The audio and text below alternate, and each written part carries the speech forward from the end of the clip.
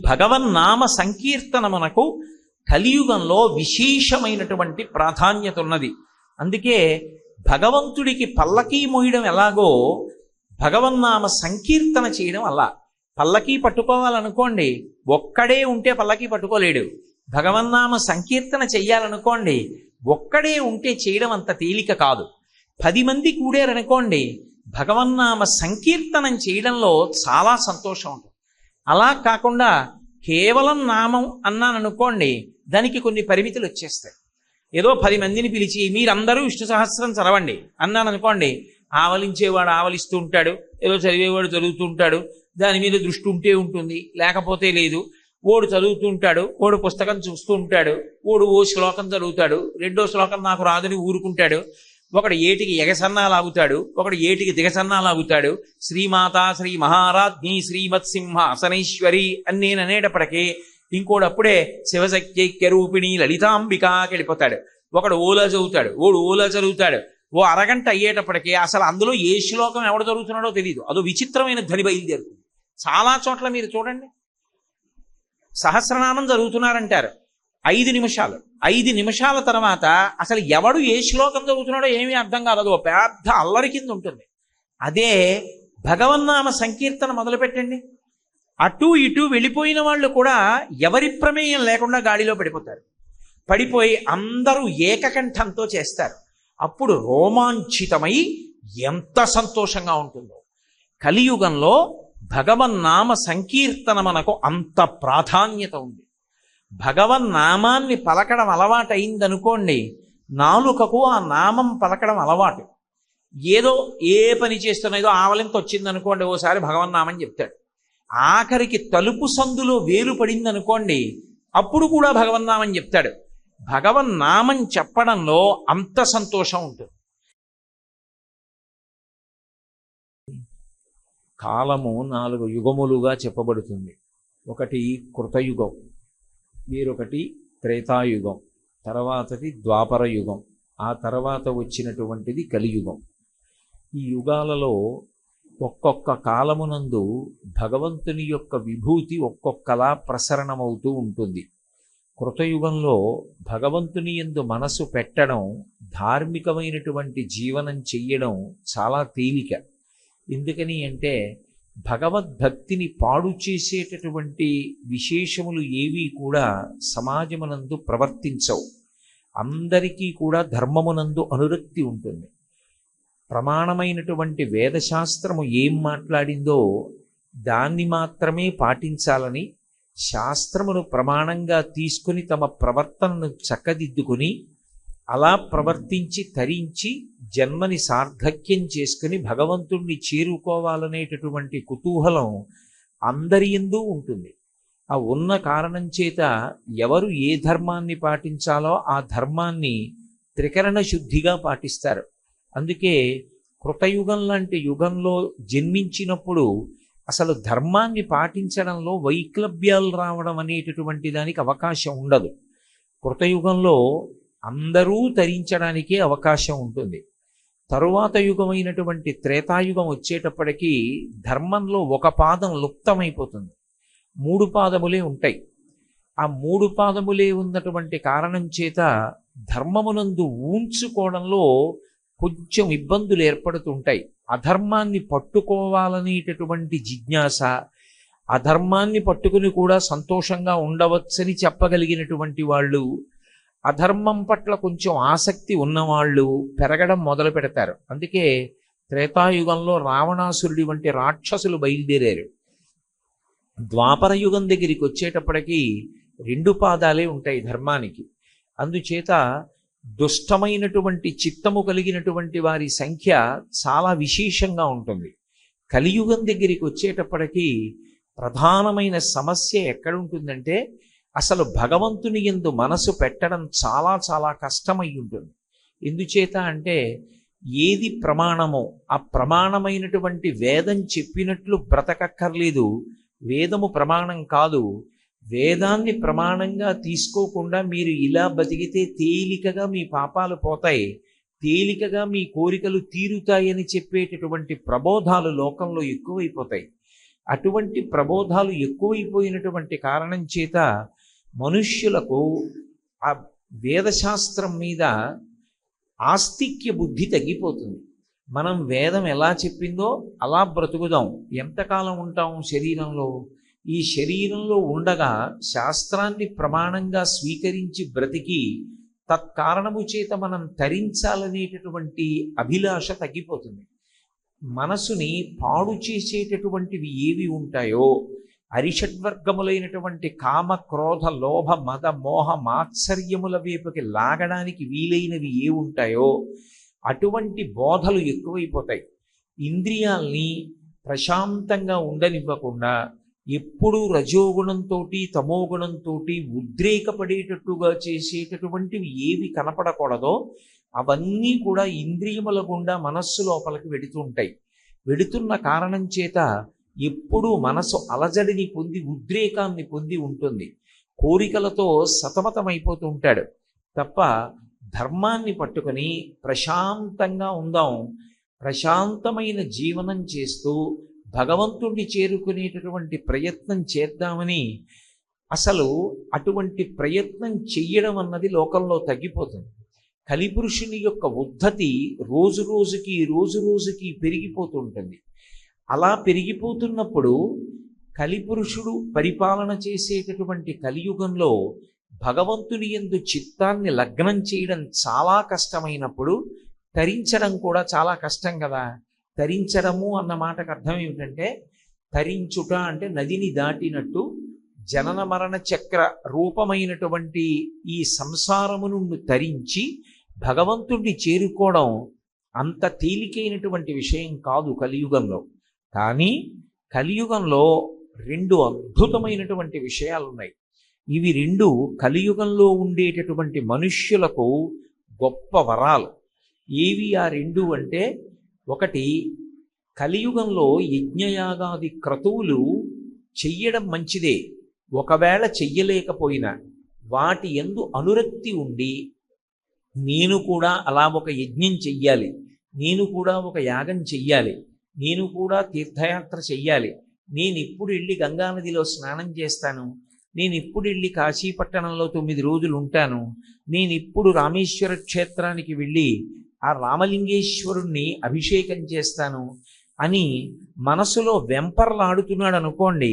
వెళ్ళాలని త్రికరణ శుద్ధిగా, అంటే ఏదో పెదవులతో అనడం కాదు, నిజంగా లోపల కోరిక ఉన్నదనుకోండి, అలా యథార్థమైనటువంటి కోరిక కలిగి ఉన్నవాడెవరో అటువంటి వాళ్ళందరూ అవి చేశారు అన్న పుణ్యాన్ని వాళ్ళ ఖాతాలో వేస్తారు.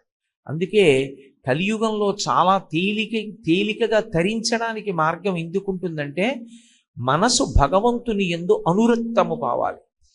నాకు ఏదో ఈ ఋతువు ఉందనుకోండి, అబ్బా రాత్రి 9:30 10 గంటలకో వెళ్ళి ఇన్ని బుట్టతో మల్లెపూలు తెచ్చుకొని రాత్రి 11 గంటలకో స్నానం చేసి ఏ శివాలయంలో అర్చక స్వామినో బ్రతిమాలుకుని షట్కాలముల యందు శివపూజ ఉంది కాబట్టి అర్ధరాత్రి వేళ శివలింగానికి మల్లెపూలతో పూజ చేయించి అన్ని మల్లెపూల మధ్య ఉన్న నా స్వామిని నేను ఎలా దర్శనం చేస్తాను అని అనుకున్నాడు అనుకోండి. నిజంగా తను ఒక శివాలయం తలుపులు తెరిపించి అర్ధరాత్రి వేళ మల్లెపూలతో సహస్రనామార్చన చేయించలేదు, కానీ త్రికరణ శుద్ధిగా కోరుకున్నాడు ఆ మల్లెపూల వంక చూసినప్పుడు. అలా అతను మనసులో సంకల్పం చెయ్యగానే అతను అలా శివలింగాన్ని ఒక రాత్రి వేళ మల్లెపూలతో పూజించాడు అని అతని ఖాతాలో వేస్తారు.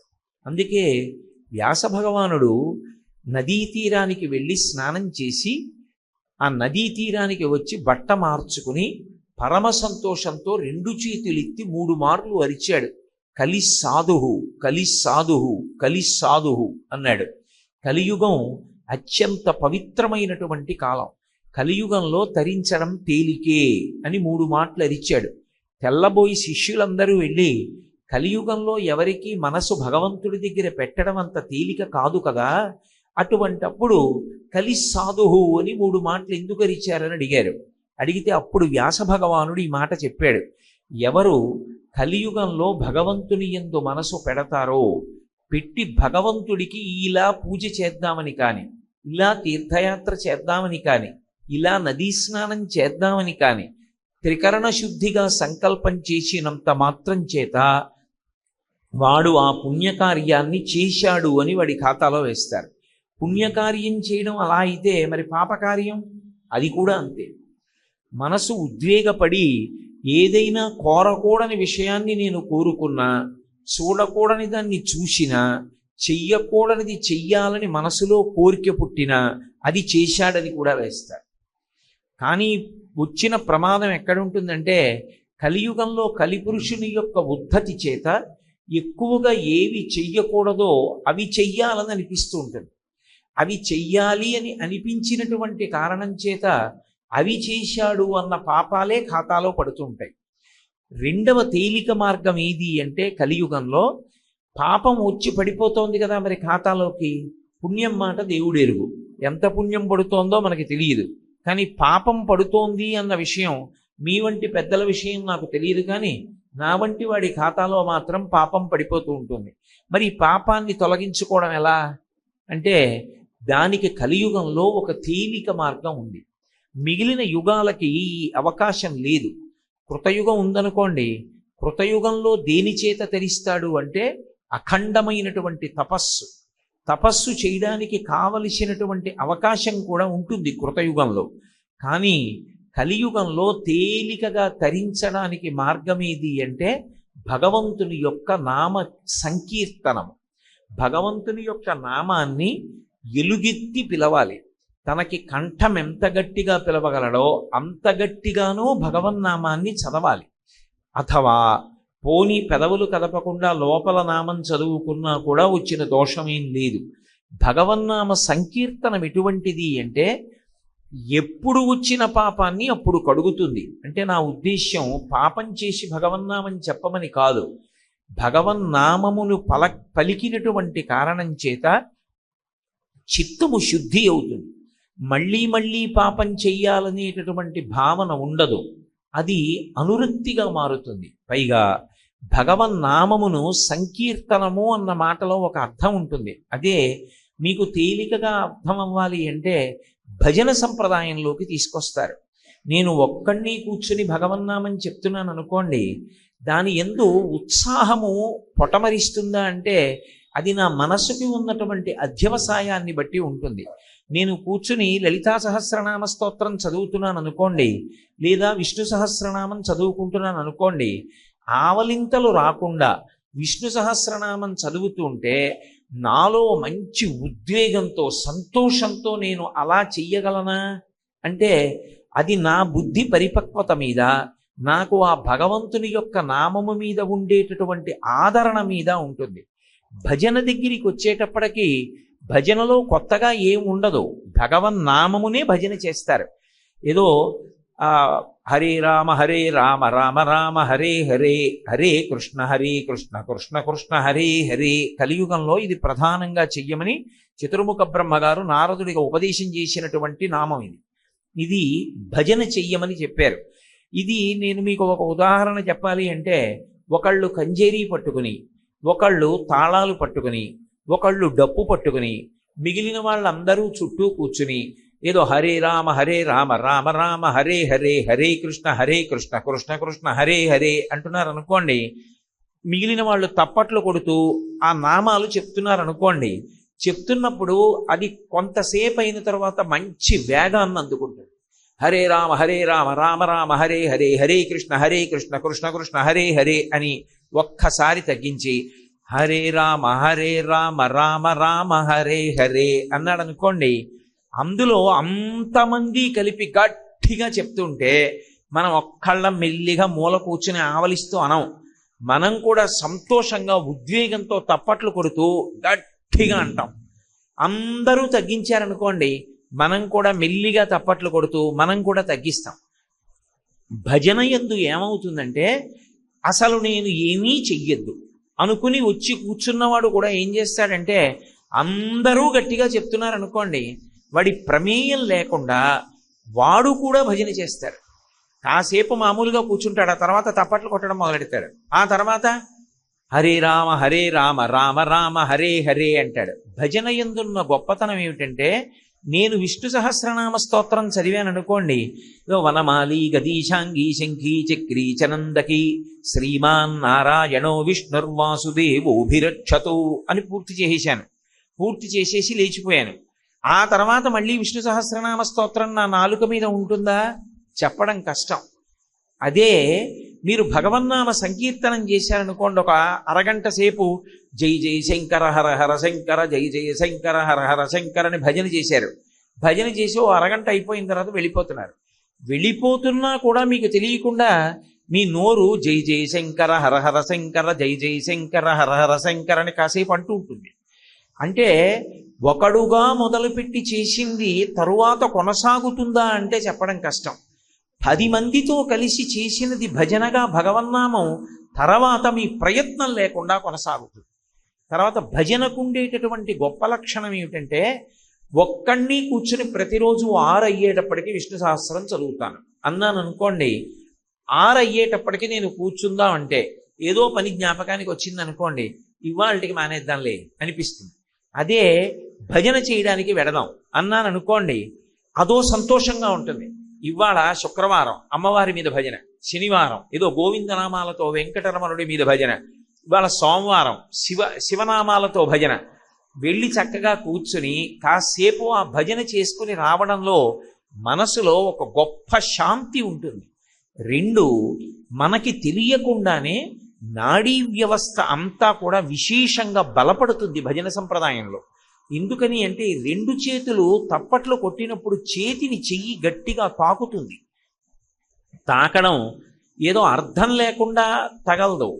ఒకే రకమైనటువంటి స్థితిలో, అంటే ఒక విరామంతో, ఒక పద్ధతిలో చేతులు 2 తగులుతున్న కారణం చేత అదే సమయంలో భగవన్నామం నోటి వెంట వచ్చి ఒక గొప్ప ఆనందం ఉద్భుతమవుతూ ఉంటుంది. కాబట్టి నాడీమండలం అంతా కూడా తేజోవంతమవుతుంది.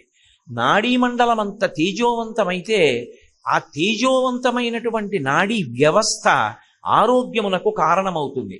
పైగా ఒక విష్ణు సహస్రనామ స్తోత్రాన్ని అందరూ చదవండి అన్నాను అనుకోండి, బ్రహ్మణ్యో బ్రహ్మకృద్బ్రహ్మీ బ్రహ్మ బ్రహ్మ అని ఏదో నామం చెప్పండి అన్నాను అనుకోండి, అక్కడికి వచ్చేటప్పటికి ఏమో మాకు నోరు తిరగదండి అని కొంతమంది ఆ శ్లోకం దగ్గర ఆగిపోవచ్చు. లేదా యజ్ఞో యజ్ఞపతిర్యజ్వా యజ్ఞాంగో యజ్ఞవాహన యజ్ఞభృత్యజ్ఞకృత్యజ్ఞీ యజ్ఞభుక్ యజ్ఞ సాధన అనమన్నాను అనుకోండి, ఉచ్చారణ యందు దోషాలు రావచ్చు.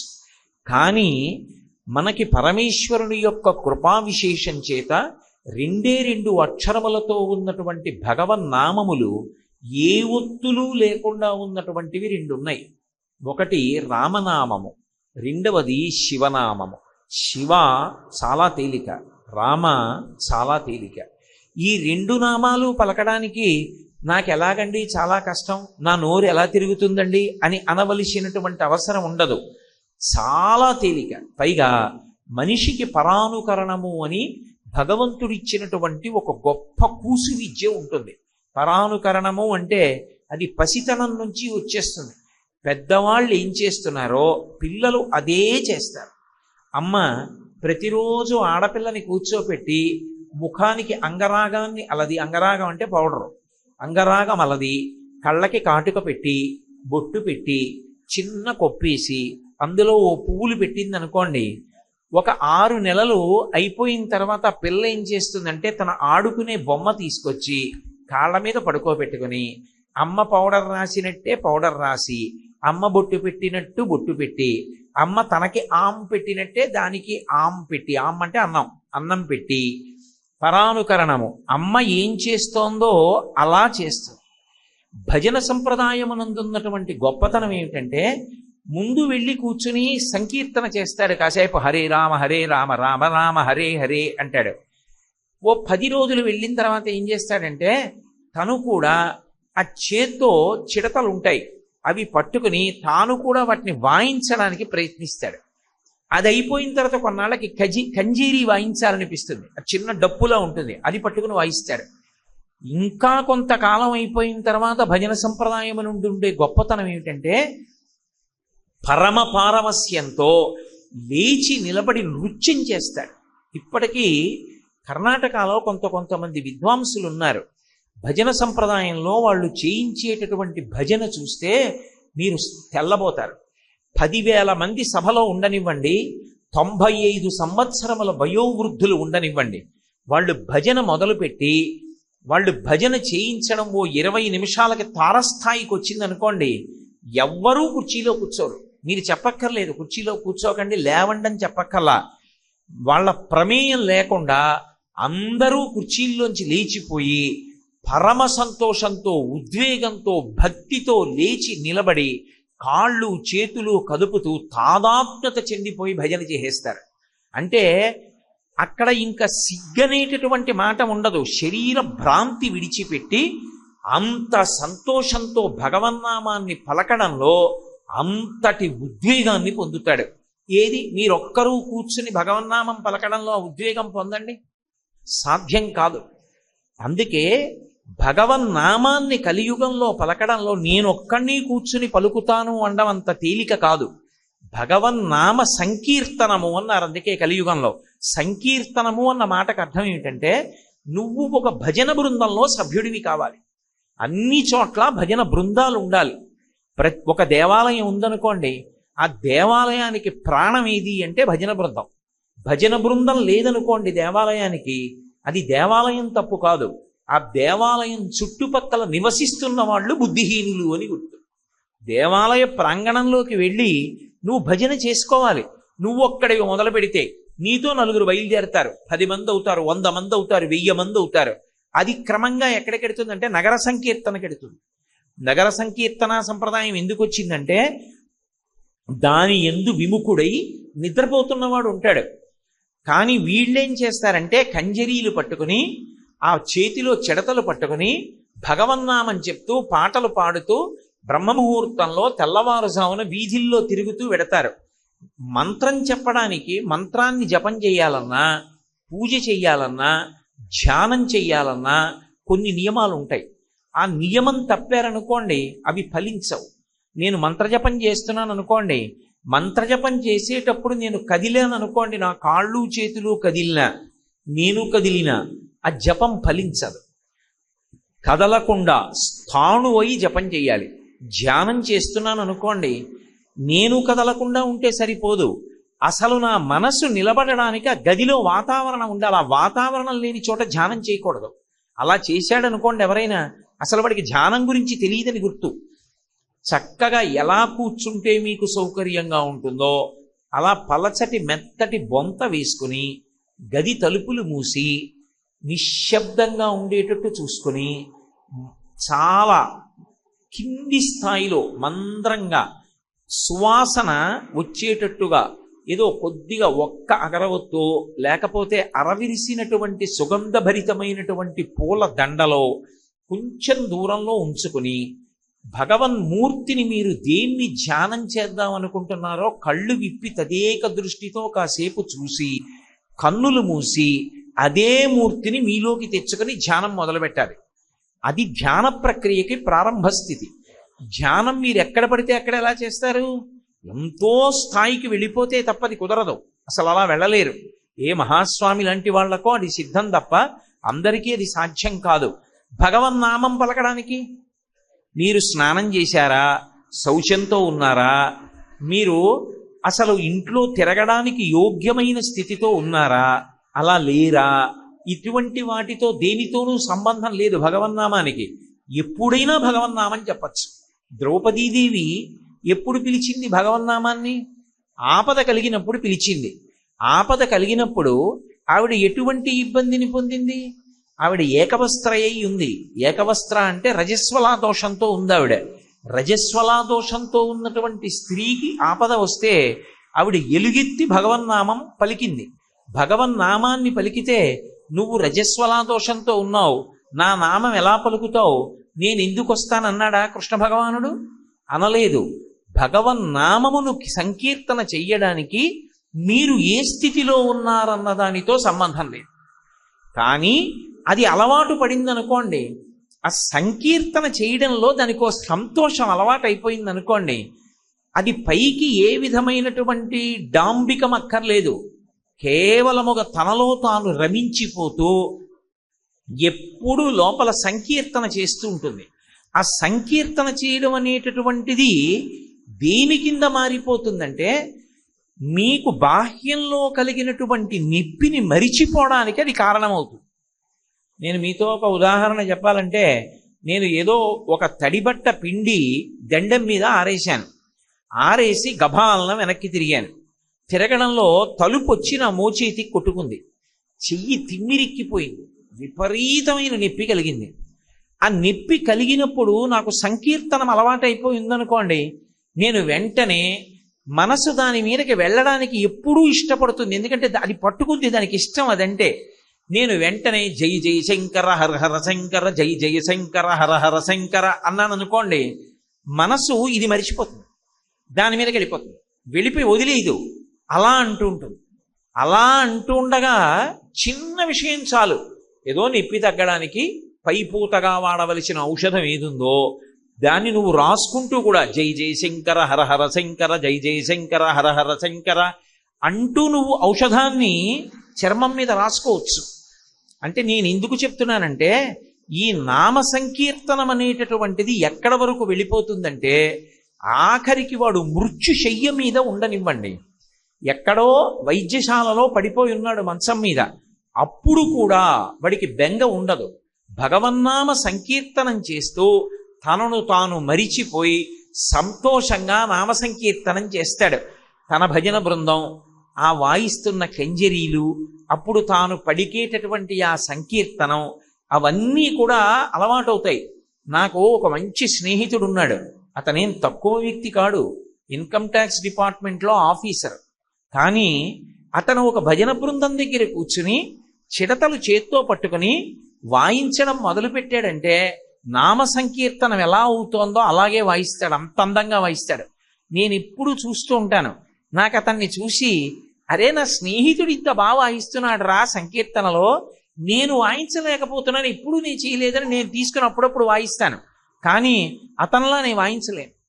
అతను అంత బాగా వాయిస్తాడు. ఎన్ని గంటలైనా సరే అర్ధనిమీలిత నేత్రాలతో పొంగిపోతూ నోటితో మౌనంగా నామం అంటూ చక చక చక చక చక చక చక చక అవి వాయిస్తూ ఎంత సంతోషపడిపోతూ ఉంటాడో. చాలు, అతను పొందిన స్థితి నేను పొందలేకపోయాను. అందుకే నామాన్ని నామంగా ప్రచారం చేయలేదు పెద్దలు. ఈ దేశంలో నామ సంకీర్తనకి ప్రప్రథముడు ఎవరు అంటే, నిజానికి వంగదేశంలో జన్మించినటువంటి గీత గోవిందకర్త అయినటువంటి జయదేవుడు. జయదేవుడు ఒళ్ళు మరిచి సంకీర్తన చేసేవాడు. ఆయన సంకీర్తన చేస్తుంటే, ఆయన భార్య పేరు పద్మావతి. ఆవిడ ఆయన చేస్తున్నటువంటి సంకీర్తన ఏ చరణం తర్వాత ఏ చరణం వస్తుందో తెలియదు, ఆయన ఆసువుగా పాడతాడు. ఆయన ఆసువుగా పాడుతుంటే, ఆ పాడుతున్నటువంటి సమయంలో ఆవిడ పరమ సంతోషంగా తన పాదాలు కదిపి నర్తన చేస్తుండేది. ఆ వస్తున్న చరణం తెలియదు. మనకి ముందే పాడిన పాట అనుకోండి, పాటలో చరణాలు తెలుసు అనుకోండి, తర్వాత చరణం ఇలా ఉంటుంది అని భంగిమ పట్టి పాదాలు కదుపుతారు. జయదేవుడు ఏం పాడతాడో ఆవిడికి తెలియదు. కానీ జయదేవుడి పాట వింటూ ఆయన మాటలకి అనుగుణంగా పాదాలు కదిపేది, కదుపుతూ నృత్యం చేస్తుండేది. నృత్యం చేస్తుంటే ఆవిడ చరణ విన్యాసమునందు ఎక్కడా దోషం రాకుండా బాలకృష్ణుడు ఎప్పుడూ ఆవిడ పాదాల దగ్గర నిలబడి తన అనుగ్రహం చేత ఆవిడ పాద విన్యాసం తప్పకుండా కాపాడుతుండేవాడు. అందుకే జయదేవుడి గీత గోవిందంలో కృష్ణ భగవాను ఏమని పిలుస్తారంటే, పద్మావతి చరణచారణ చక్రవర్తి అని పిలుస్తారు. పద్మావతి చరణచారణ చక్రవర్తి జయదేవుడు కాడు, బాలకృష్ణుడు. అది అక్కడ పుట్టింది. దక్షిణ దేశంలో ఈ సంకీర్తన యజ్ఞాన్ని విశేషంగా ప్రచారం చేసిన మహాపురుషులు బోధేంద్ర స్వాముల వారు. కంచికామకోటి పీఠాధిపత్యం వహించినటువంటి మహాపురుషులు, ప్రాతస్మరణీయులు, నిత్యస్మరణీయులు చంద్రశేఖరేంద్ర సరస్వతి మహాస్వామి వారు కూడా బోధేంద్ర స్వామి వారి గురించి ప్రత్యేకంగా మాట్లాడుతుండేవారు. వారు ఈ సంకీర్తన యజ్ఞాన్ని అత్యద్భుతంగా నిర్వహిస్తూ ఉండేవారు.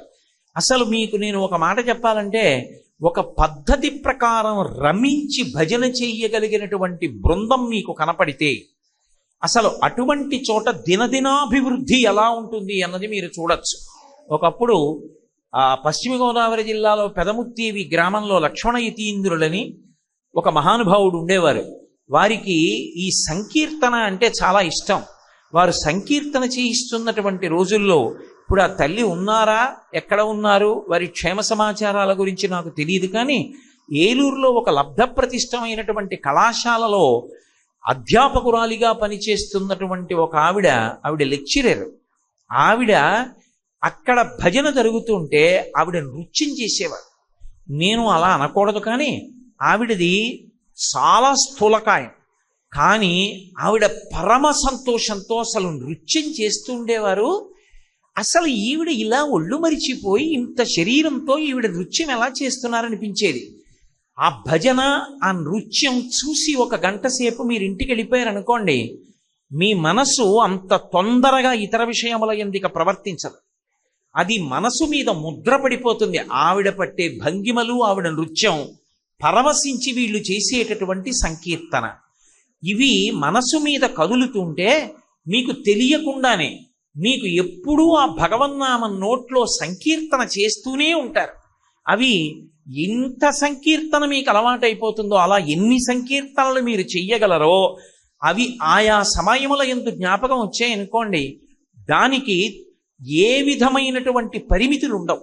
మీకు నేను ఒక మాట చెప్పాలంటే, ఏదో మనందరం కలిసి నైమిషారణ్యం వెడుతున్నాం అనుకోండి, నైమిషారణ్యంలో ఓ 4 భాగవతంలో పద్యాలు నాకు జ్ఞాపకం వచ్చి ఆ 4 పద్యాలలో వైభవం నేను చెప్దాం అనుకున్నాను అనుకోండి, అది సాధ్యం కాదు.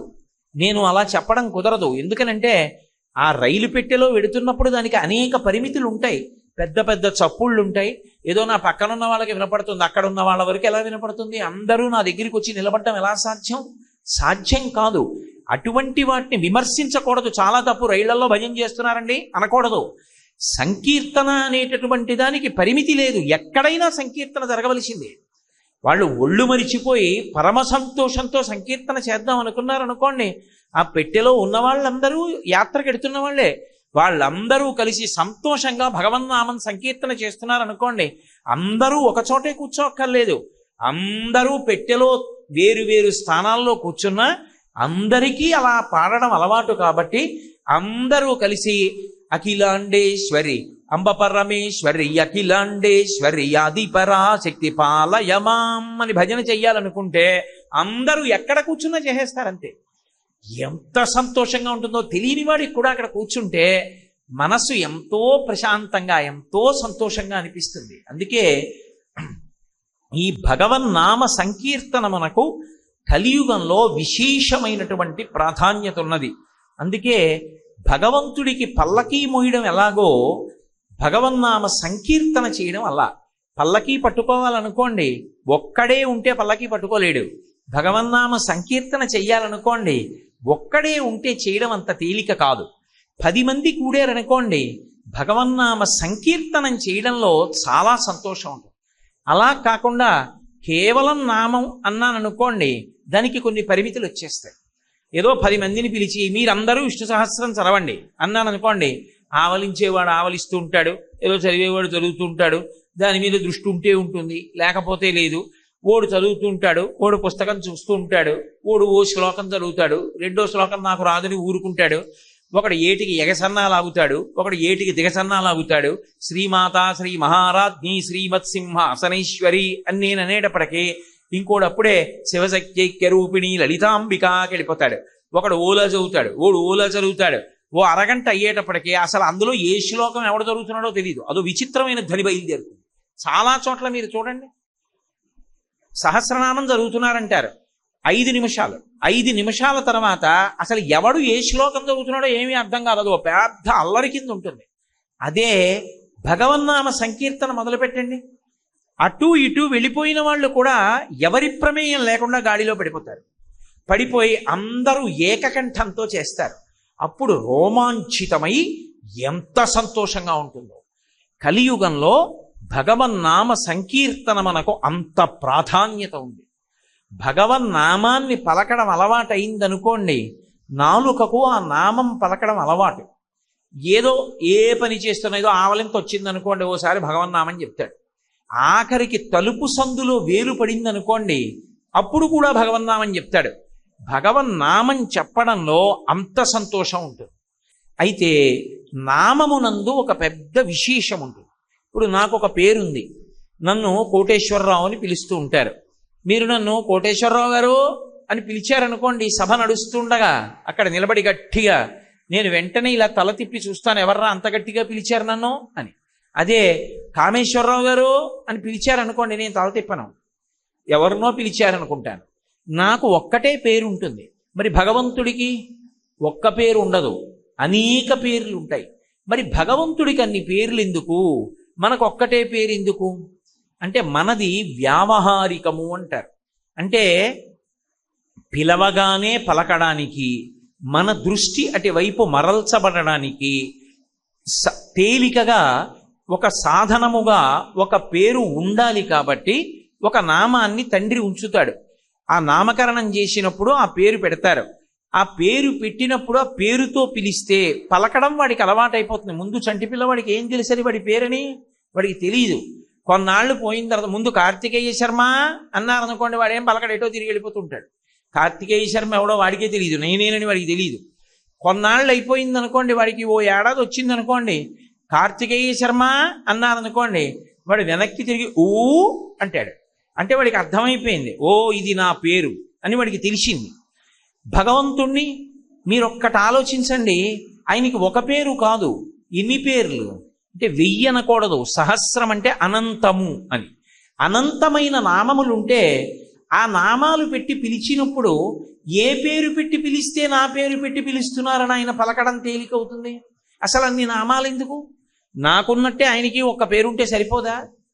ఒక్క పేరుతో భగవంతుణ్ణి పిలిచారనుకోండి, ఆ పేరు పెట్టి పిలిచామనుకోండి, ఆయనకి సౌలభ్యం, మనకి సౌలభ్యం. ఎందుకని పేర్లు అసలు భగవంతుడికి?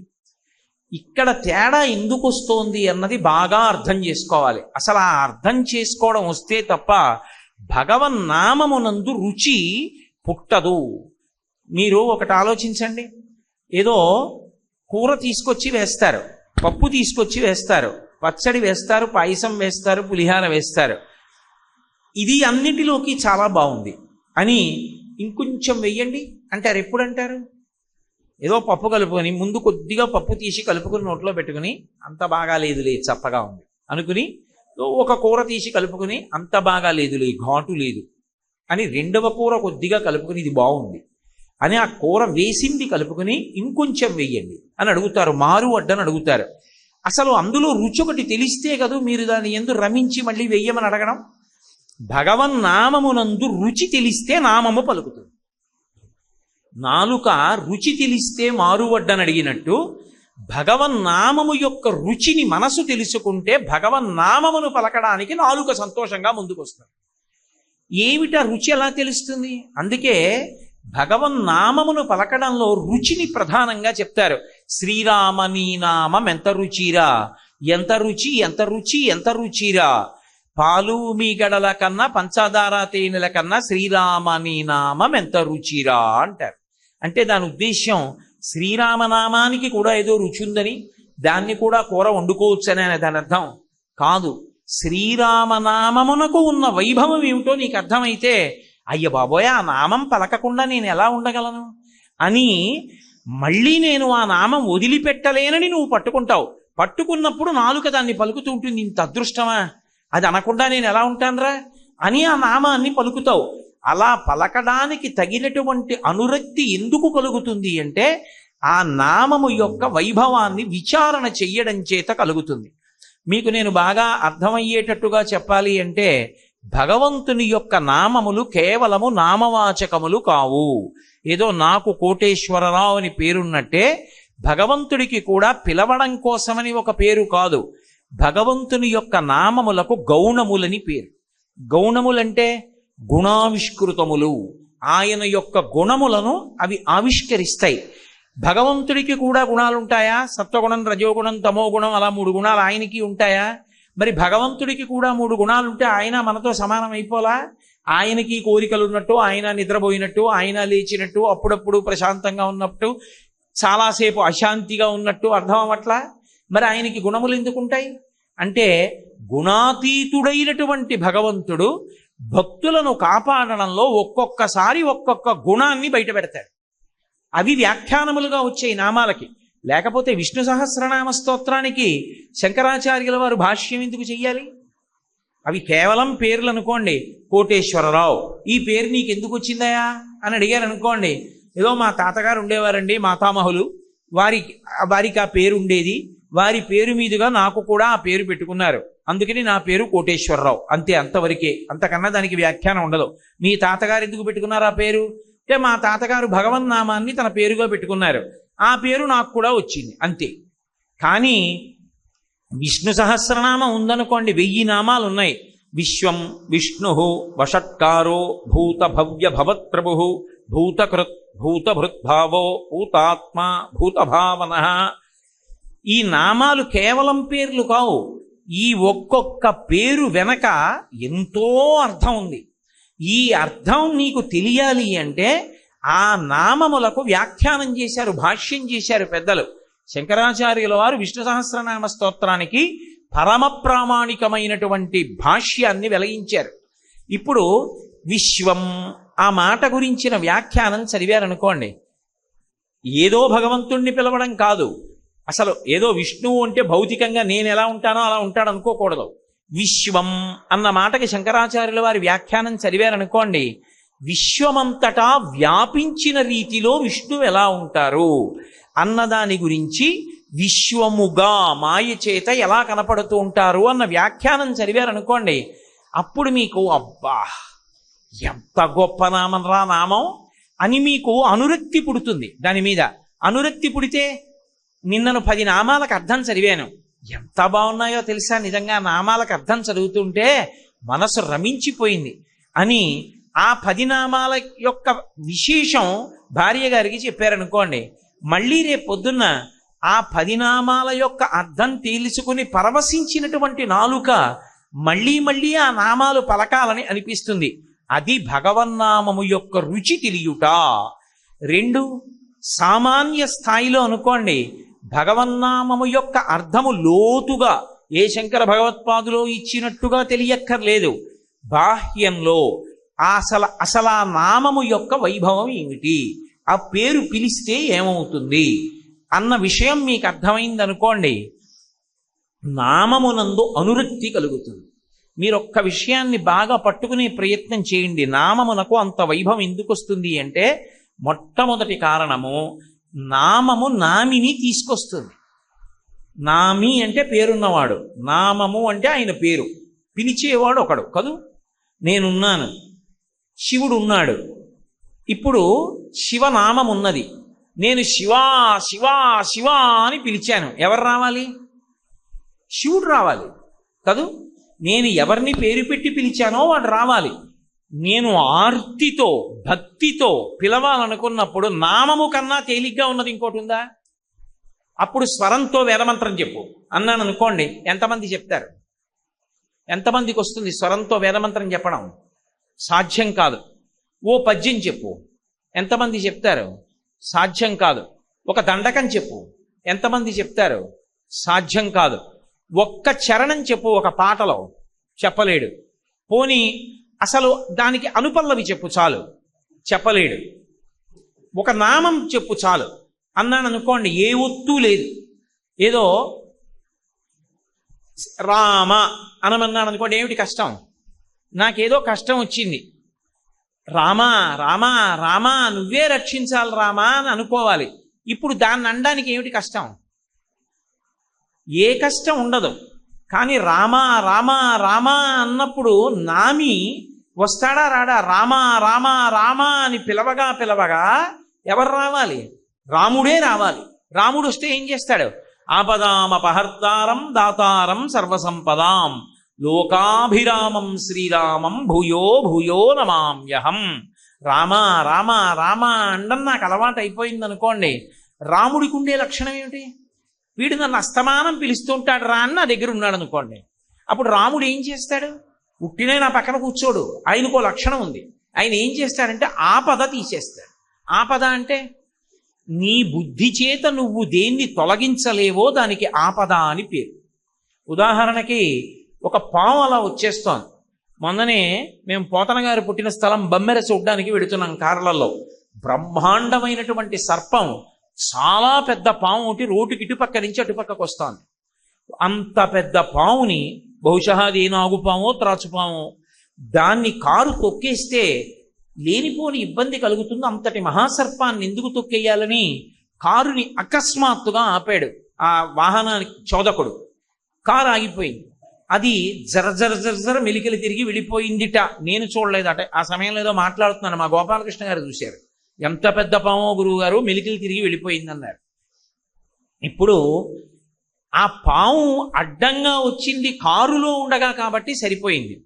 మీరు ఒక ద్విచక్ర వాహనం మీద వెడుతుండగా పాము వచ్చింది అనుకోండి, మీరు కంగారు పడిపోయి కింద పడిపోయినా, మీరు కంగారు పడిపోయి దాని మీదకెక్కినా, అది కంగారు పడిపోయి మిమ్మల్ని కరిచినా ప్రమాదమేనా? అప్పుడు ఏమండి నేను ఈ ఉద్యోగం చేస్తున్నాను అంటే పాము ఊరుకుంటుందా? ఏమండి నా దగ్గర ఇంత డబ్బు ఉంది, తప్పుకోగలరా? అసలు ఆలోచించడానికి బుద్ధి పనిచేస్తుందా? చెయ్యదు. బుద్ధి పనిచేసి తప్పించుకోలేనిదేదో దానికి ఆపద అని పిలుస్తారు. అందుకే భారతంలో ఎందుకు కృష్ణుడు కావాలి అన్నదాన్ని చెప్తూ పాండవులు ఒక మాట అంటారు, ఆపద గడవం బెట్టగా అంటారు. ఆపదలు తొలగించడానికి కృష్ణ పాండురాజు నిన్ను చూపి చనియ మహాత్మా, మా నాన్నగారు నిన్ను మాకు పరిచయం చేసి మా తండ్రి వెళ్ళిపోయాడు, నువ్వు మమ్మల్ని కాపాడాలి తండ్రి వెయ్యి అంటారు. కాబట్టి భగవన్నామమును పలికితే ఏమవుతుందంటే ఆపద తొలగిపోతుంది. నీ ప్రమేయం లేకుండా మీద వచ్చి పడిపోతున్న ప్రమాదం ఏదున్నదో ఆ ప్రమాదమును తొలగించి రక్షించగలిగిన వాడెవరంటే భగవంతుడు ఒక్కడే. కొన్ని వేల మంది కళ్ళ ముందు చూస్తుండగా కొట్టుకుపోతున్నారు అనుకోండి. ఏదో ఆపద వచ్చింది, అకస్మాత్తుగా కొట్టుకుపోతున్నారు.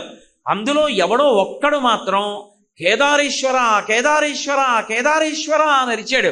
వాడికి ఒక్కడికే బుద్ధి ప్రచోదనమై చెట్టు ఎక్కి కూర్చున్నాడు. 3 రోజులు చెట్టు మీద ఉన్నాడు, చెట్టు కొట్టుకుపోలేదు, వాడు బతికాడు. ఆపదామపహర్తారం దాతారం సర్వసంపదాం, నీకేవి కావాలో విస్తాడు. నీకు ఏది ప్రమాదమో దానిని నీకు తెలియకుండా తీసేస్తాడు. అసలు నీకు తెలియక్కర్లేదు కూడా నీకు ప్రమాదం తప్పిందని. ఆపదామపహర్తారం దాతారం సర్వసంపదాం లోకాభిరామం శ్రీరామం భూయో భూయో నమామ్యహం. లోకమునంతటినీ కూడా రమింప చెయ్యగలిగినటువంటి రాముడు ఉన్నాడే, ఆయనకి మళ్ళీ మళ్ళీ నమస్కరించుచున్నాను. ఇప్పుడు నామం ఏం చేసింది? నామిని తీసుకొచ్చింది. భగవంతుణ్ణి దగ్గరగా తీసుకురావాలి అంటే తేలిక మార్గం ఏది? భగవన్నామమును భజించుటయే. ఎవరు ఇంట్లో భగవన్నామాన్ని ఎప్పుడూ పలుకుతూ ఉండడం అలవాటు చేసుకున్నారో అలాంటి వాళ్ళ ఇంట్లో ఎవరుంటాడు? భగవంతుడే ఉంటాడు. భగవంతుడే ఉన్న ఇంట ఆపదలు ఎందుకుంటాయి? ఉండవు. ఆ ఇంట అందరూ ప్రశాంతంగా ఉంటారు. అందుకే పూర్వం చూడండి, పల్లెటూళ్ళల్లో ఆ ఇంటి యజమానులు వాళ్ళు ఏమీ తెలియని అమాయకులైన రైతులైనా కూడా ఎప్పుడు భగవన్నామాన్ని పలుకుతూ ఉండేవారు. రామనామమో శివనామమో హరే రామ రామ రామ హరే హరే హరే కృష్ణ కృష్ణ కృష్ణ హరే హరేయో ఏదో ఒకటి పలుకుతుండేవారు. ఆఖరికి నా చిన్నతనంలో నాకు బాగా గుర్తు, ఎప్పుడైనా సరే శాలువా తీసుకొచ్చి ఒంటి మీద కప్పుకుంటే దాని అంచు మీద ఈ భగవన్నామాలు రాసేవారు. హరే రామ రామ రామ హరే హరే అనో, లేకపోతే శివ శివ శంకర శివ శివ శంకర శివ శివ శంకర అని రాసి ఉండేది. ఎందుకో తెలుసా? నేను కప్పు కూర్చున్నాను అనుకోండి, నా వెనకాల కూర్చున్నవాడు హరే రామ రామ రామ హరే హరే అని చదువుతాడు. ఎందుకని? అక్షరం జ్ఞానం ఉన్నవాడికి అది అలవాటు. నేను వచ్చి ఇలా కూర్చున్నాను అనుకోండి, ఇలా చూస్తే అక్కడ నిశ్శబ్దమును పాటించము అని ఒక బోర్డు ఉందనుకోండి, అక్షరాలు వచ్చు కాబట్టి నా ప్రమేయం లేకుండా అది చదువుతాను. నేను నా ఉత్తరీయం మీద అది ఉందనుకోండి, నేను ఎక్కడికెడితే ఉత్తరీయం వేసుకుంటాను, చొక్కా బనీని తీసి పూజకి వెడితే, పూజకి వెళ్ళి నేను భగవన్నామాలు ఉన్నటువంటి ఉత్తరీయం కప్పుకున్నాను అనుకోండి, నా వెనకనున్న వాడికి అది ప్రయోజనం అవుతుంది. నా వెనక కూర్చున్నవాడు ఉత్తరీయం మీద చూసి శివ శివ శంకర శివ శివ శంకర శివ శివ శంకర హర హర శంకర అని చదువుతాడు. లేకపోతే హరే రామ రామ రామ హరే హరే అని చదువుతాడు. నామమును అవతల వారి చేత పలికించడానికి ఉపయుక్తమైనటువంటి సాధనములను మాత్రమే వాడుతూ ఉండేవారు. ఎక్కడ చూసినా భగవన్నామాన్ని చదవడానికి వీలైనటువంటి సంకీర్తనకి సంబంధించినటువంటి సూచనలతో కూడుకున్నటువంటి ఫలకాల్ని అమరుస్తూ ఉండేవారు. ఎందుకని అంటే అప్పుడు భగవన్నామాన్ని పలుకుతారని. నా చిన్నతనంలో నాకు బాగా గుర్తు, ఆఖరికి ప్రభుత్వ వాహనాలలో కూడా భగవన్నామమును స్మరించండి అని ఉండి హరే రామ రామ రామ హరే హరే లోపల రాసి ఉండేది. ఎక్కినవాడు ఏదో ఒకటి చదువుతూ ఉంటాడు కాబట్టి లోయలోకి వెళ్ళిపోవలసి ఉన్నా కూడా ఆ సమయానికి బ్రేకులు పట్టి బస్సు డ్రైవర్కి చాకచక్యం అబ్బి అందరూ సురక్షితంగా ఉండేవారు. కాబట్టి ఎక్కడ చూసినా నామం పలకడానికి అవకాశం కల్పించేవారు. ఇంట్లో ఉన్న వాళ్ళందరూ ఎప్పుడూ పెద్దలు నామం పలికేవారు. నామమును పలికితే నామి వస్తాడు. కోటేశ్వరరావు గారు అని పిలిస్తే ఏమండి ఒక్కసారి రండి అంటే నేను ఎలా వస్తానో అలా ఒక్కసారి రండి అని కూడా అనక్కర్లేదు. కోటేశ్వరారు కోటేశ్వరారు కోటేశ్వరారు అని అరిచారనుకోండి, నేనేం చేస్తాను? ఏమిటండి అలా పిలుస్తున్నారు అంటాను. నేను ఎలా అంటున్నానో అంతకన్నా తేలికగా భగవంతుడు అంటాడా? అండా కరుణామయుడు. కాబట్టి భగవంతుణ్ణి తెచ్చుకోవడానికి తేలిక మార్గము భగవన్నామ సంకీర్తనమే. నామమును తీసుకొస్తుంది. రెండు, భగవన్నామమును పలికినటువంటి కారణం చేత సమస్త పాప రాశి ధ్వంసమవుతుంది. వశిష్ఠుడు అమాయకుడై దశరథ మహారాజు గారికి పుట్టినటువంటి పెద్ద కొడుక్కి రామా అని పేరుంచాడా? అదేదో సరదాగా ఉంటుందండి, ఆ పేరు పలకడానికి ఏదో కొత్తతనంగా ఉందండి అని పెట్టాడా పేరు? అందుకు పెట్టలేదు.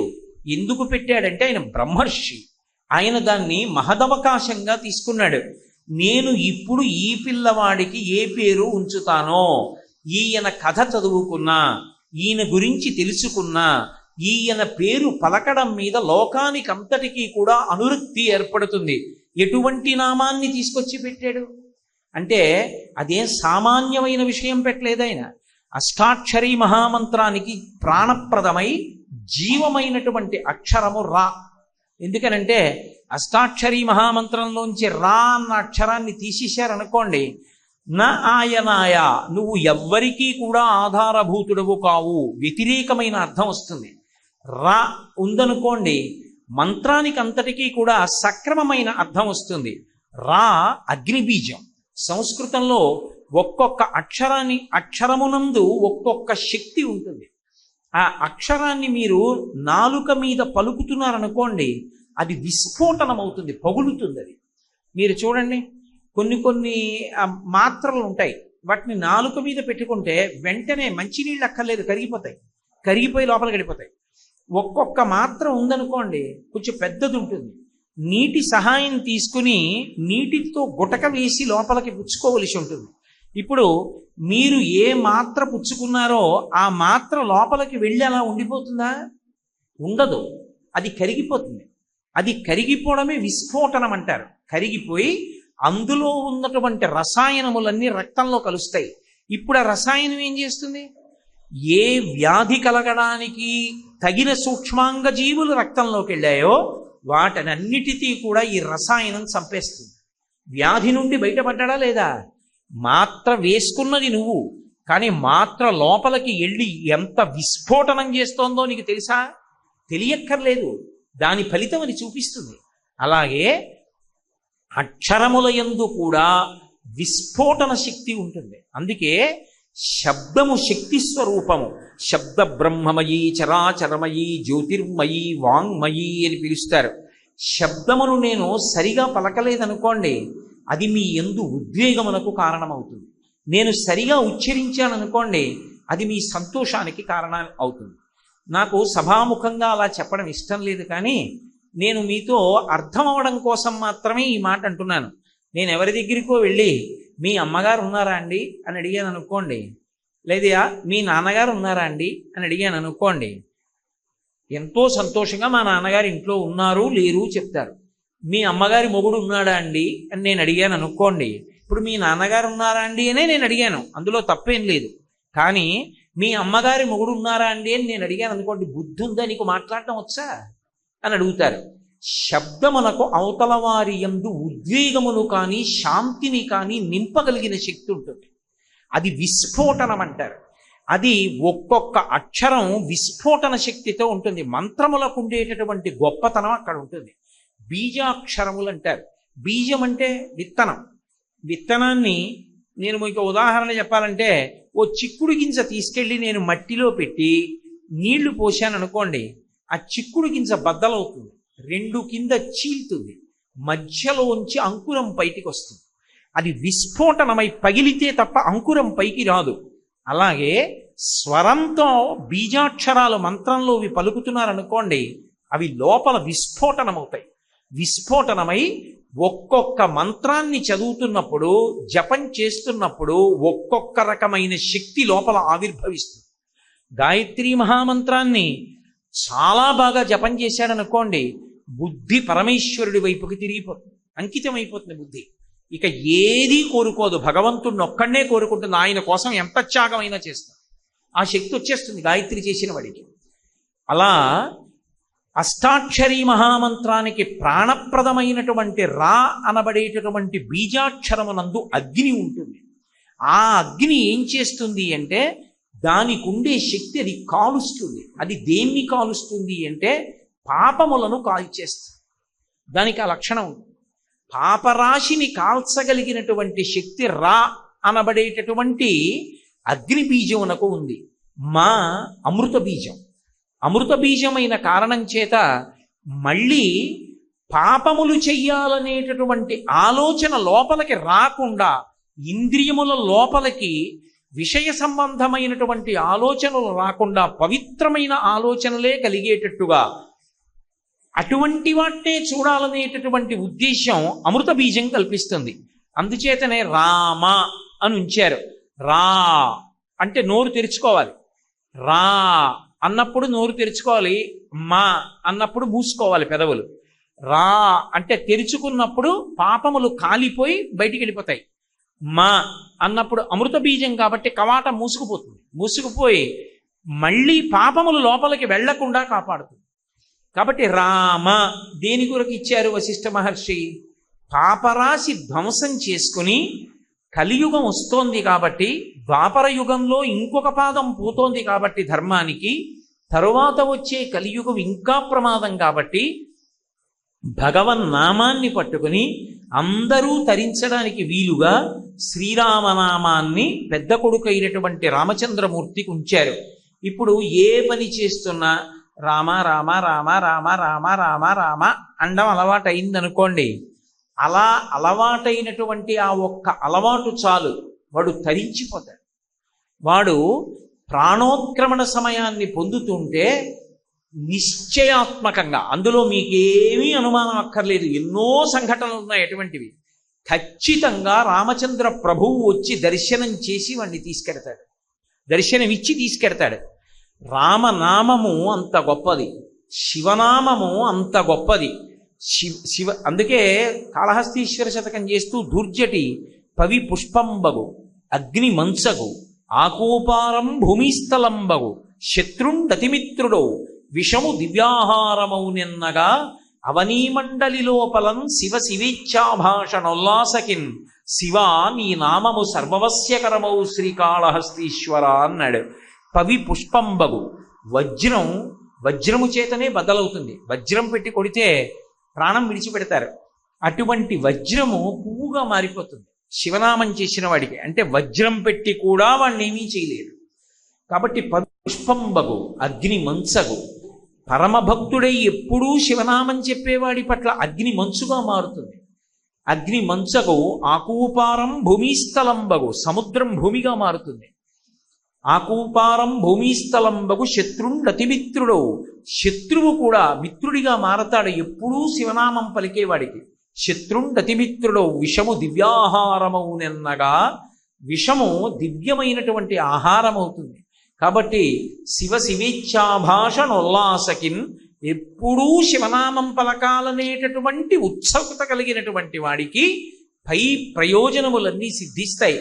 కాబట్టి శివ మీ నామము సర్వవస్యకరమౌ శ్రీకాళహస్తీశ్వర, శివ మీ నామము ఇప్పుడు అప్పుడు అని లేదు, ఎప్పుడూ కూడా ఆశ్రయించడానికి యోగ్యమైనదే. కాబట్టి భగవన్నామమును విడిచిపెట్టుకోవడం అన్నది చెయ్యడానికి వీలు లేదు. ఎందుకో తెలుసా? భగవన్నామాన్ని పలకడానికి కావలసిన ఉపకరణాన్ని ఇచ్చి భగవన్నామాన్ని పలకడానికి ఏ విధమైనటువంటి నియమాన్ని లేకుండా తీసేశాడు ఈశ్వరుడు. మిగిలిన ఏది చెయ్యాలన్నా ఏదో ఒక నియమం పాటించాలి. భగవన్నామం పలకడానికి మీరు కొత్తగా తేవక్కర్లేదు. నేను అభిషేకం చేస్తాను అన్నాను అనుకోండి, కనీసం నీళ్లు తెచ్చుకోవాలి. నేను సంధ్యావందనం చేస్తాను అన్నాను అనుకోండి, ఆచమనం చేయడానికి కనీసం అక్కడ ఒక పాత్ర ఉండాలి. నేను అర్ఘ్యం ఇస్తాను అంటే కనీసం అక్కడ నీళ్లు ఉండాలి. నేను రామనామం పలుకుతాను, ఏం కావాలి? నీకేం కావాలో అది పరమేశ్వరుడు ఇచ్చేశాడు. అది ఎప్పుడు నీతో ఉంటుంది. స్వరపేటిక కంఠంలో పెట్టాడు. ఆ స్వరపేటిక ఉన్న కారణం చేత నామమును పలకడానికి నీకు వేరొక వస్తువు అక్కర్లేదు. వేరు వస్తువులు తెచ్చి నువ్వు చేసినటువంటివన్నీ నీకు ఫలిస్తాయని నమ్మకం లేదు. మీరు యజ్ఞం చేశారనుకోండి, ఆ యజ్ఞం ఎలా చెయ్యాలో అలా చెయ్యాలి.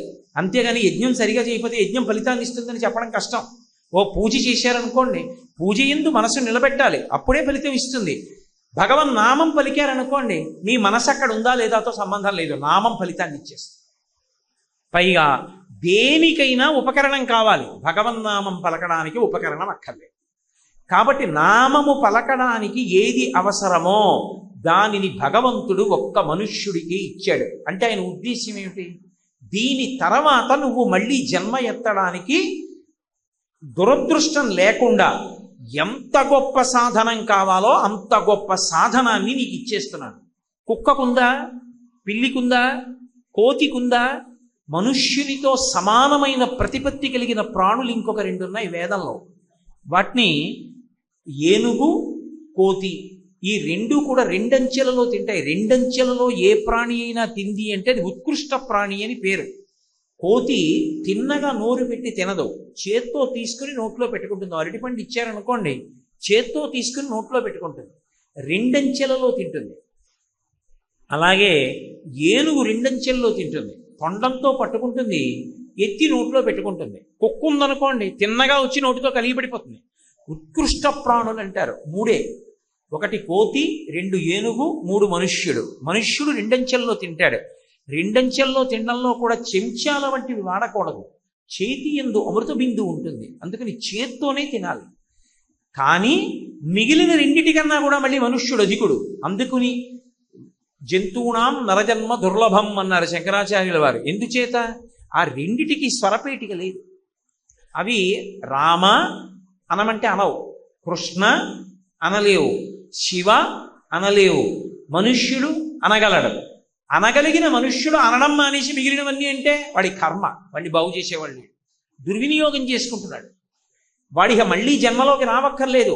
ఆపదల నుండి గట్టెక్కగలడు, సమస్త సౌఖ్యములను పొందగలడు, పాపరాశిని ధ్వంసం చేసుకోగలడు. ఇన్నిటికి ఆధారభూతమైనటువంటి స్వరపేటిక ఎప్పుడూ నీతోనే ఉంది. నేను ఒక యజ్ఞం చేద్దామంటే నేను తలస్నానం చేసి దీక్షాకంకణం కట్టుకోవాలి. నేను పూజ చేద్దామంటే గోచి పోసి పంచె కట్టుకుని బనీను చొక్కా విప్పి ఉత్తరీయం కప్పుకోవాలి. నేను ఒక ఆచమనం చేద్దామంటే నా దగ్గర పాత్ర ఉండాలి, ఉద్ధరణ ఉండాలి. నేను భగవన్నామం చెప్పాలంటే నాకు ఏమీ అక్కర్లేదు. రెండు, భగవన్నామం చెప్పటానికి ఏ నియమం లేదు.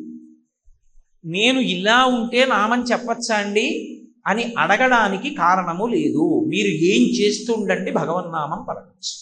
స్నానం చేస్తూ భగవన్నామం చెప్పచ్చు, మొహం కడుక్కుంటూ భగవన్నామం చెప్పచ్చు. అందుకు కదూ ప్రాతస్మరామి స్తోత్రాలు ఇచ్చారు శంకరాచార్యుల వారు. నేను కొన్ని చెప్తున్నాను, అన్నీ నేను నోటితో చెప్పక్కర్లేదు. మీరు ఎలా ఉన్నారు, ఏ అవస్థలో ఉన్నారు దీనితో సంబంధం లేదు. మీరు పడుకుని నిద్రపోతున్నారు మంచం మీద ఉండగా ఏమీ చేయకూడదు. మంచం మీద ఉండగా ఏది చేయడానికి యోగ్యత ఉండదు. ఎంత యోగ్యత ఉండదంటే మంచం మీద పడుకుంటే శరీరాన్ని వదిలిపెట్టకూడదు. శరీరం వదిలిపెట్టడం నా చేతిలో ఎక్కడ ఉంటుందండి, నేను ఎక్కడ పడుకుంటానండి కింద అంటారు. కాదు, అందుకే ఒక వయసు దాటిపోయిన తర్వాత ఇక భూషీనం మొదలు పెడతారు. ఎందుకు భూషీనం మొదలు పెడతారంటే ఇక శరీరం వెళ్ళిపోయే పరిస్థితి దగ్గరికి వస్తోంది. దేహం అయిపోయింది. దేహం అంటే దహ్యమానము, అది కాలిపోయేటటువంటి స్థితి దగ్గరికి వచ్చేసింది. కాబట్టి ఇక మంచం మీద పడుకోరు అసలు. గృహస్థాశ్రమంలోకి వెళ్ళగానే పెళ్ళవగానే భార్యతో కలిసి శయ్య మీద పడుకున్నవాడు ఒక స్థితి వచ్చిన తర్వాత ఇక శయ్య మీద పడుకోడు, ఇక భూషయనం చేస్తారు. ఏమో ఎప్పుడు విడిచిపెట్టవలసి ఉంటుందో శరీరాన్ని ఎవరికి తెలుసు. కాబట్టి భూమి మీద వదిలిపెట్టేయడం కోసమని మంచం మీద పడుకోరు. ఒకవేళ మంచం మీద పడుకుని ప్రాణం పోతుంది అనుకోండి, మిగిలిన వాళ్ళు ఊరుకోరు, కింద పెట్టేస్తారు. ఎందుకంటే మంచం మీద వదిలేయకూడదు శరీరాన్ని. కాబట్టి ఆఖరికి శరీరం వదలడానికి కూడా వీల్లేదు మంచం మీద. కానీ భగవన్నామం పలకడానికి తప్పు లేదు. నేను నిద్రలో ఉన్నాననుకోండి, నాకేదో పీడకలు వచ్చింది, ఎంతో భయం వేసింది. అప్పుడు నేను ఏం చెయ్యాలి? గోవింద గోవింద గోవింద గోవింద గోవింద అనొచ్చు. దుస్వప్నే స్మర గోవిందం సంకటే మధుసూదనం కాననే నారసింహంచ పావకే జలశాయినం జలమధ్యే వరాహంచ పర్వతే రఘునందనం. నువ్వు ఎక్కడ ఉన్నా ఒక్కొక్క నామం చెప్పచ్చు. పర్వతం ఎక్కుతున్నావు, ఏ పాము పుట్టలోంచి వచ్చి మీద పడకుండా ఉండాలంటే శ్రీరామ శ్రీరామ శ్రీరామ శ్రీరామ అంటూ పర్వతం ఎక్కాలి. పావకే, ఒకవేళ ఎక్కడైనా ఏ అరణ్యంలోనో వెడుతుంటే అగ్ని పుడుతోందని అనుమానం వస్తే జలశాయినం, జలశాయి జలశాయి జలశాయి అంటూ వెళ్ళాలి. అలాగే దుస్వప్నే, పీడకలు వచ్చి మంచం మీద ఉన్నావు, గోవింద గోవింద గోవింద గోవింద గోవింద అని గోవిందనామం చెప్పాలి. ఎప్పుడెప్పుడు సంకటే, ఏదో సంకటం వచ్చింది, బాబోయ్ ఇప్పుడు ఎలా తప్పుకోవడం, అనవసరంగా చిక్కులో పడ్డానే అనిపించింది, మధుసూదన మధుసూదన మధుసూదన మధుసూదన అనుకోవాలి. సంకటే మధుసూదనం. ఎక్కడెక్కడ జల మధ్యే, ఏ కారణం చేతనో నీళ్లలోకి వెళ్ళావు, వరాహ వరాహ వరాహ వరాహ వరాహ వరాహ అనుకుంటూ ఉండాలి. అప్పుడు జలములో ఎందు రక్ష. కాబట్టి ఎక్కడైనా సరే భగవన్నామం చెప్పచ్చు. స్నానం చేసి ఉన్నావా, లేకపోతే నువ్వు ఏదో శరీర శోధన చేసి ఉన్నావా అంటే ఏ మూత్ర విసర్జనో చేసి వచ్చాడు, భగవన్నామం చెప్పకూడదా? చెప్పచ్చు.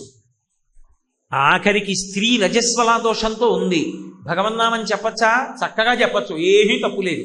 మంత్రాలవి చెప్పకూడదు, కానీ భగవన్నామమును పలకచ్చు. రామనామం పలకడానికి శివనామం పలకడానికి ఏమీ దోషం ఉండదు, భగవన్నామమును పలకవచ్చు. భగవన్నామమును పలకడానికి ఏ విధమైనటువంటి దోషము లేదు. పైగా భగవన్నామమునకున్న శక్తి ఏమిటో తెలుసా? దేనికి లేనిది కలియుగంలో భగవన్నామానికి ఇచ్చేశారు తీసుకొచ్చి. మహాపాతకములను ఉంటాయి. అసలు నాకు నిజంగా చెప్పాలంటే నాకు వాటిని నోటితో ఉచ్చరించడం కూడా ఇష్టం ఉండదు. పాపము అన్న మాటకి కొంత పరిధి ఉంటుంది. పాపమునకు ఉండేటటువంటి లక్షణం ఏమి అంటే అది ప్రాణం తీసేది. పాపం బ్రతికుండేటట్టు చేస్తుంది, కానీ బ్రతికి ఉండి బాధపడుతూ పాపాన్ని పుణ్యాన్ని రెండిటినీ ఏకకాలంలో అనుభవిస్తాడు. ఇదే సుందరకాండలో హనుమ తీర్పు చెప్తారు. ఏదో పాపం చేశాడు, ఎప్పుడో ఏదో చెయ్యకూడని పని చేశాడు, ఈ జన్మలో మధుమేహ వ్యాధి వస్తుంది. ఇప్పుడు ప్రాణం ఏం పోదు, హాయిగా ఉపన్యాసం చెప్పచ్చు, హాయిగా భగవన్నామ సంకీర్తనం చేయొచ్చు, హాయిగా పూజ చేసుకోవచ్చు. కానీ ఎప్పుడూ భయం ఉంటుంది. తినకపోతే ప్రమాదం, ఎక్కువ తింటే ప్రమాదం. కాబట్టి తిన్నాడా తినలేదా అన్నట్టుగా తినాలి, తినకుండా ఉండకూడదు. కాబట్టి రెండిటికీ మధ్యలో ఎప్పుడూ బతుకుతూ ఉండాలి. కాబట్టి మధుమేహము గతంలో చేసుకున్న పాపాన్ని పోగొడుతూ ఉంటుంది. చేసుకున్న పాపం ఉంది లేదని అనకు, ఉంది కాబట్టి ఇప్పుడు మధుమేహం వచ్చింది నీకు. పుణ్యం కూడా ఉంది, గతంలో చేసిన పుణ్యం. ఆ పుణ్యానికి ఫలితం నువ్వు ఎక్కడ ఉన్నా అందరూ రెండు చేతులు ఎత్తి నమస్కారం చేస్తారు. ఇప్పుడు కీర్తుంది, బాధ ఉంది, అవి ఏం చెయ్యవు. పాతకం అనొకటి ఉంటుంది, అవి పంచమహాపాతకములన ఇది ఉంటాయి. అవి ఒక జన్మతో విడిచిపెట్టవు, అవి వాణ్ణొక్కడిని వదిలిపెట్టవు. వాడితో కూడి ఉన్నవాడిని కూడా కాల్చేస్తాయి. జన్మలు కొన్ని వేల జన్మల వరకు వెంటపడి బాధిస్తూ ఉంటాయి. పరమ భయంకరములన్నమాట పంచమహాపాతకములంటే. అసలు వాటి గురించి చెప్పడానికి కూడా ఇష్టం ఉండదు, కానీ ఒక ఉపన్యాసం చెప్పేటప్పుడు తప్పదు కాబట్టి నేను వాటిని ప్రస్తావిస్తున్నాను. అందులో అన్నిటికన్నా ప్రమాదకరమైన పాపం ఏది అంటే బ్రహ్మహత్య, బ్రాహ్మణుణ్ణి చంపేయడం. బ్రహ్మహత్యాపాతకం అంటారు, అందుకని అది పాతకం. బ్రాహ్మణుణ్ణి చంపకూడదు. రావణాసురుణ్ణి రామచంద్ర ప్రభువు చంపవలసి వచ్చింది. ఆయనకి నిజంగా పాపం అంటుకుంటుందా? పరమధర్మాత్ముడు, కానీ ఆయన 3 చోట్ల శివలింగ ప్రతిష్ఠ చేశాడు. ఎందుకు చేశాడో తెలుసా? ఒక్క రావణహత్య కాదు జరిగింది. రావణహత్యలో వీరహత్య అని ఒకటి, ఛాయాహత్య అని ఒకటి, దానితో పాటుగా కీర్తిహత్య అని ఒకటి, 3 హత్యలు జరుగుతాయి.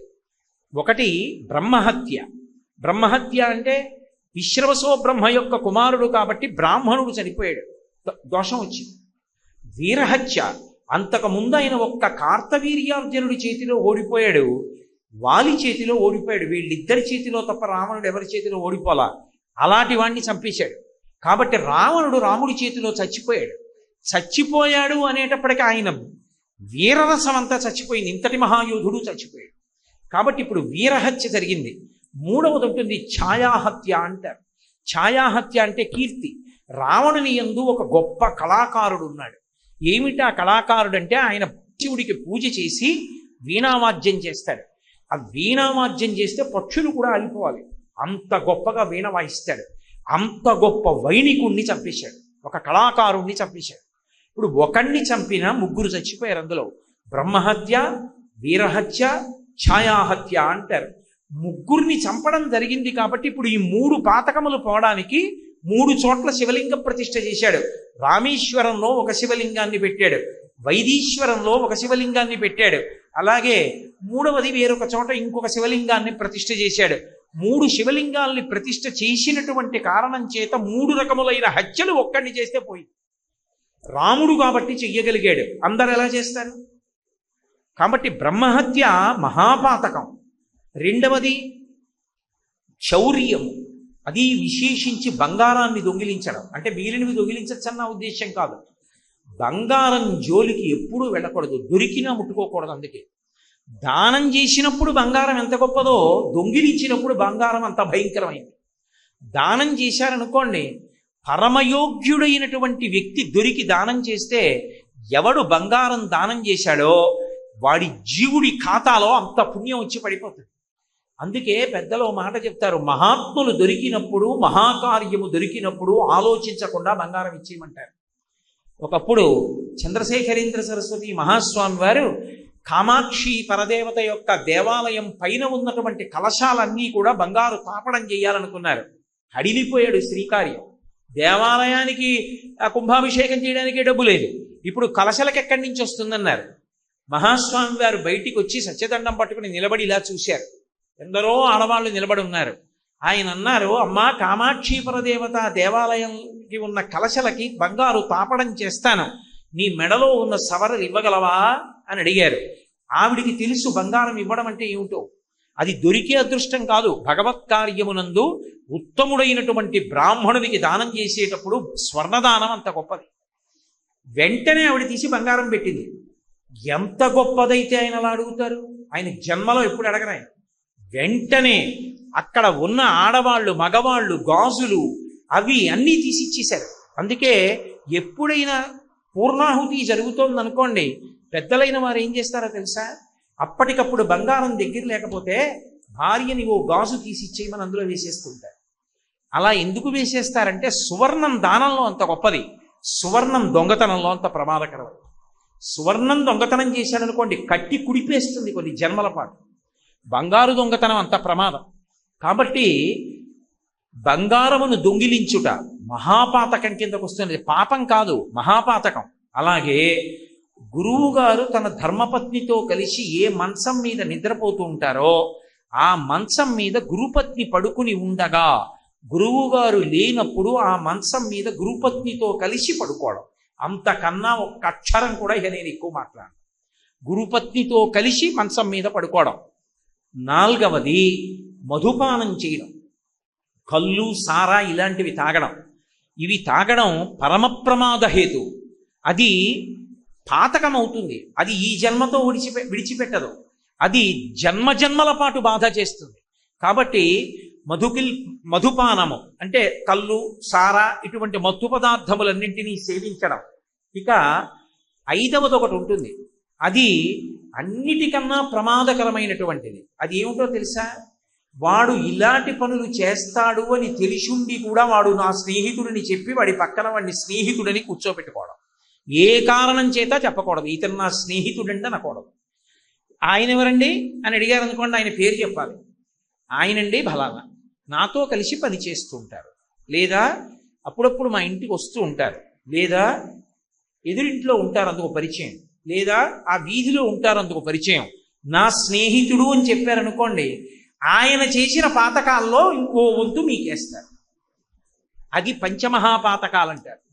అందుకే ఈ నాలుగిటిలో ఏదైనా చేసిన వాడని మీకు తెలుసు అనుకోండి, వాడు నా స్నేహితుడు అన్న మాట ఇక మీరు మాట్లాడకూడదు. వాడు స్నేహితుడు, నా సుహృత్ అని ఎప్పుడూ అనకూడదు. ఇక అంటే 5వ పాతం, అప్పుడు ఆ పాతకాల్లో ఒక వంతు పాతకం వీడికి వచ్చి పడిపోతుంది. అలాంటి వాళ్ళందరితో స్నేహం చేసి ఈయన నా స్నేహితుడండి, ఈయన నా స్నేహితుడండి అన్నాడు అనుకోండి, అన్నిటి పాపంలో ఫలితం వచ్చి వీడి ఖాతాలో పడి వీడి ఎందుకు పనికి రాకుండా అయిపోతాడు కొన్ని వేల జన్మలు. అందుకే పంచమహాపాతకాలు అంటారు. తెలిసి కానీ తెలియక కానీ ఈ జన్మలో చేసి ఉండకపోవచ్చు, కానీ అవి వెంట తరుగుతాయి. ఎప్పుడో చేశాడు, ఎప్పుడో చేసినటువంటి పాతకం వెంట పడి కాలుస్తూ ఉంటే దాన్ని పోగొట్టగలిగినది ఏది అంటే నిరంతర భగవన్నామ స్మరణము. ఎవడు ఎప్పుడూ భగవన్నామాన్ని పలుకుతూ ఉంటాడో, భగవన్నామం అంటే మళ్ళీ నా ఉద్దేశం నిన్న మొన్న వచ్చిన దేవుళ్ళు కాదు, ఈ మధ్య వచ్చిన కొంతమంది దేవుళ్ళు ఉన్నారు, వాళ్ళ నామాలు పలకమని నేను చెప్పట్లేదు. వైదికమైనటువంటి దేవతలు, వేదప్రోక్తమైన భగవత్ స్వరూపాలు, అటువంటి స్వరూపాలు ఏమున్నాయో ఆ నామములు, ఓ రామనామం, ఓ శివనామం, ఒక అంబికానామం, లలితానామం, కృష్ణనామం, అటువంటివి ఆ నామములు పలికితే బ్రహ్మహత్యానేక పాతములకన్నిటికీ విరుగుడు ఒక్క భగవన్నామమే. అలాగే రెండవది భయంకరమైనటువంటి పాపమైన బంగారమును దొంగిలించుట.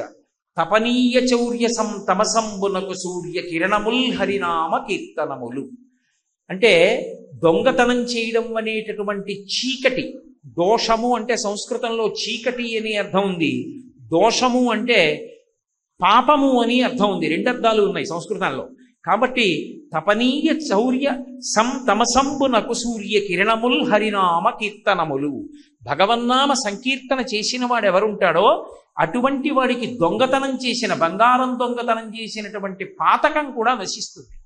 అలాగే బ్రహ్మహత్యానేక పాపాటములకగ్ని కీలలు హరినామ కీర్తనములు. బ్రహ్మహత్య అనబడేటటువంటి పాతకం ఉందే, అటువంటి అగ్ని, అటువంటి అరణ్యానికి అగ్ని కీల కాల్చేస్తుంది దావానలంలా. అంటే బ్రహ్మహత్యానేక పాపాటములకగ్ని కీలలు హరినామ కీర్తనములు. తపనీయ చౌర్య తమసంబునకు సూర్య కిరణముల్ హరినామ కీర్తనములు.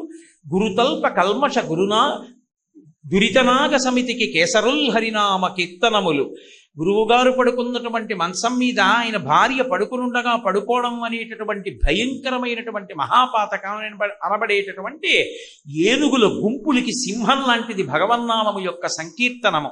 అలాగే మధుపాన కిల్బిష మదనాగ సమితికి కేసరుల్ హరినామ కీర్తనములు.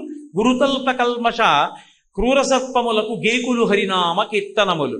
ఆ చేసినటువంటి దోషము ఏదైతే ఉందో, అంటే మత్తు పానీయాలు, కళ్ళు, సారా మొదలైనటువంటివి తాగడం అనేటటువంటి భయంకరమైన పాతకమనబడేటటువంటి సర్పం ఏదుందో దానికి ముంగిస వంటిది భగవన్నామము యొక్క సంకీర్తనము.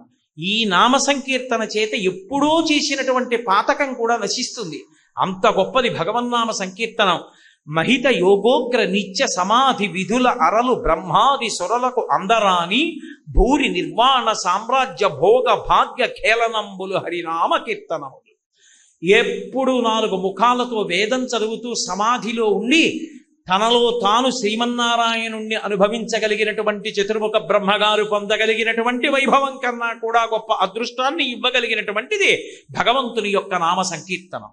కాబట్టి మహిత యోగోగ్ర నిత్య సమాధి విదుర ఎలరు బ్రహ్మాదిసురులకు అందరాని భూరి నిర్వాణ సామ్రాజ్య భోగ భాగ్య కేలనంబులు హరినామ కీర్తనములు.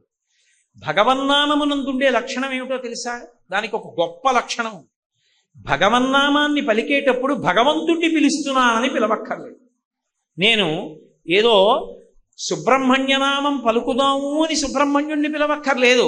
నా మనవుడికి కార్తికేయ శర్మ అని పేరు పెట్టుకున్నాను అనుకోండి, ఒరే కార్తికేయ శర్మ, కార్తికేయ శర్మ, కార్తికేయ శర్మ అని 10 మాటలు వాడితో ఆడుకుంటూ పిలిచాను అనుకోండి, నేను కార్తికేయ శర్మ అని భగవన్నామాన్ని ఉచ్చరించానని నా ఖాతాలో వేస్తాను.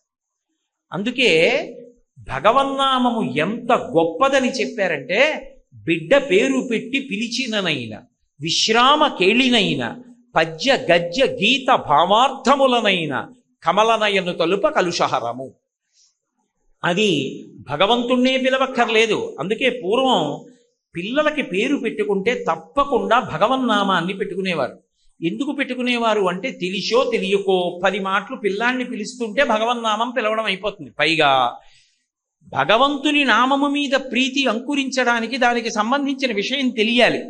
పిల్లవాడి మీద ప్రేమ అంకురించడానికి కొత్తగా సాధనక్కర్లేదు. వాడు నా మనవడు కాబట్టి నాకు ప్రీతి, నా కొడుకు కాబట్టి నాకు ప్రీతి.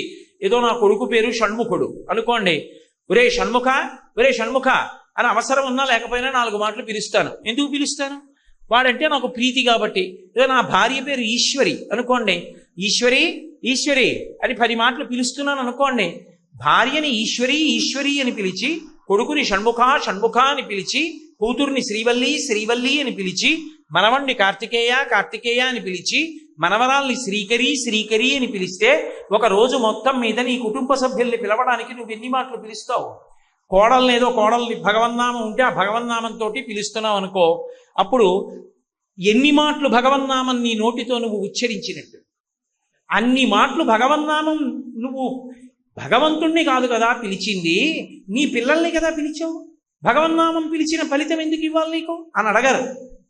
నీ పిల్లల్ని పిలిచిన నామము ఈశ్వరుడిది కాబట్టి భగవన్నామోచ్చారణ చేశావన్న ఫలితం వేస్తారు. అందుకే పూర్వం పిల్లలకి అర్థం పర్థం లేకుండా ఏదో చిత్ర విచిత్రమైనటువంటి పేర్లన్నీ పుస్తకాల్లో చదువుకు పెట్టేవారు కాదు. పెద్దలని ఆశ్రయించి ఏ భగవన్నామమును ఉంచితే మంచిదో అటువంటి భగవన్నామంతో పిలుచుకునేవారు. కాబట్టి బిడ్డ పేరు పెట్టి పిలిచిననైనా విశ్రామ కేళినైనా, ఆఖరికి ఏదో ఖాళీ దొరికింది, ఆడుకుంటున్నారు. ఆడుకునేటప్పుడు నువ్వు రాముడి పక్షం, నేను కృష్ణుడి పక్షం. కృష్ణుడి పక్షంలో ఉన్న వాళ్ళందరికీ పేర్లు పెట్టుకున్నారు. ఏదో వీడి పేరు అనిరుద్ధుడు, వీడి పేరు బలరాముడు, ఇలా పేర్లు పెట్టుకున్నారు. రాముడి పక్షానికి పేర్లు పెట్టారు. ఏదో వాడు లక్ష్మణుడు, వాడు భరతుడు, ఇలా పేర్లు పెట్టుకున్నారు. నిజంగా వాళ్ళ పేర్లు అది కావు. వాడు ఆడుకుంటూ ఆడుకుంటూ లక్ష్మణుడు అవుట్, లక్ష్మణుడు అవుట్ అన్నాడు. వాడు ఆడుతూ ఆడుతూ సంకర్షణుడు అవుట్, సంకర్షణుడు అవుట్ అన్నాడు. వాడు సంకర్షణుడు అన్నందుకు వాడికి ఫలితం, వీడు లక్ష్మణుడు లక్ష్మణుడు అన్నందుకు వీడికి ఫలితం. విశ్రామ కేళినైన పద్య గద్య గీత భావార్థములనైన. పద్యం, ఓ పద్యం నోటికొచ్చనుకోండి, పనికి మాలిన పద్యాలు ధారణ చేయకూడదు. అందుకే పోతన గారు అంటారు, హరినామస్తుతి చేయు కావ్యము సువర్ణాంభోజి హంసావళి సురుచి భ్రాజితమై మానస సరస్ఫూర్తిని వెలుగొందు శ్రీహరినామ స్ఫుతి లేని కావ్యము విచిత్రార్థాన్వితంబయ్యు శ్రీకరమయ్యుండదయోగ్య దుర్మదనత్కాకోల కర్తాకృతిన్ అంటారు. మీరు ఎంత గొప్ప పదగుంభనంతో కావ్యరచన చేశారన్న దానితో సంబంధం ఉండదు. అందులో భగవంతుని యొక్క నామస్పర్శ ఉంటే అది చదువుకున్నవాడు అభ్యున్నతిని పొందుతాడు.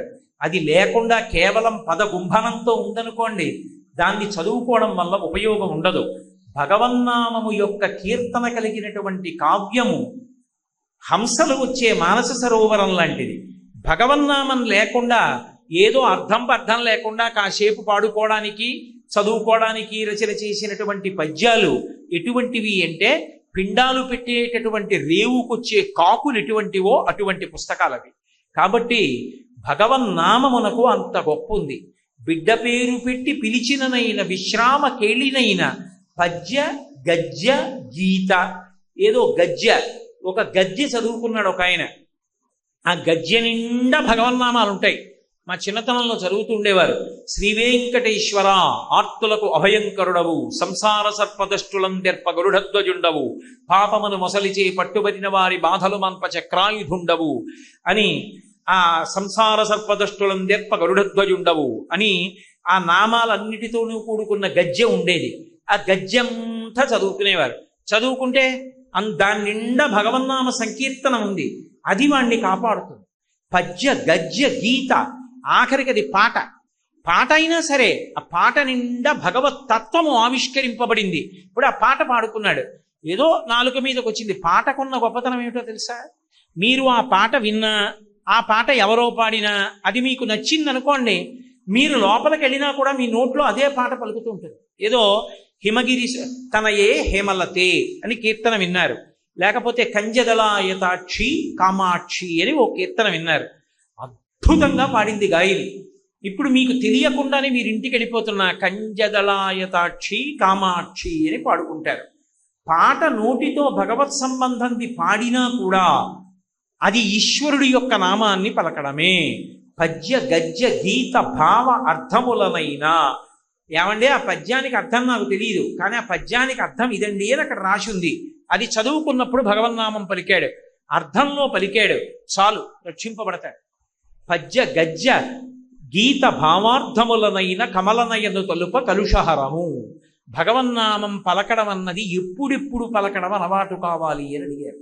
సావధానంగా కూర్చుని ఏమీ పని లేదు కాబట్టి చెప్తానండి శ్రీరామ శ్రీరామ శ్రీరామ కాదు, ఎప్పుడెప్పుడు భగవన్నామం పలకడం అయిపోవాలో తెలుసా?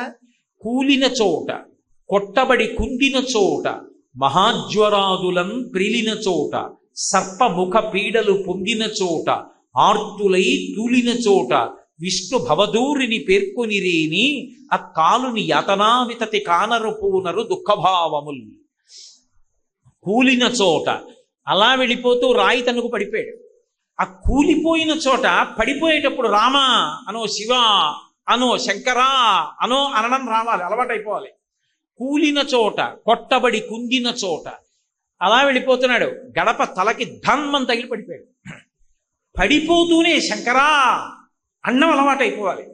కొట్టబడి కుందిన చోట, మహాజ్వరాదులను ప్రేలిన చోట, ఒంటి మీద తెలివి లేదు, ఏ 104 జ్వరంలోనో ఉన్నాడు.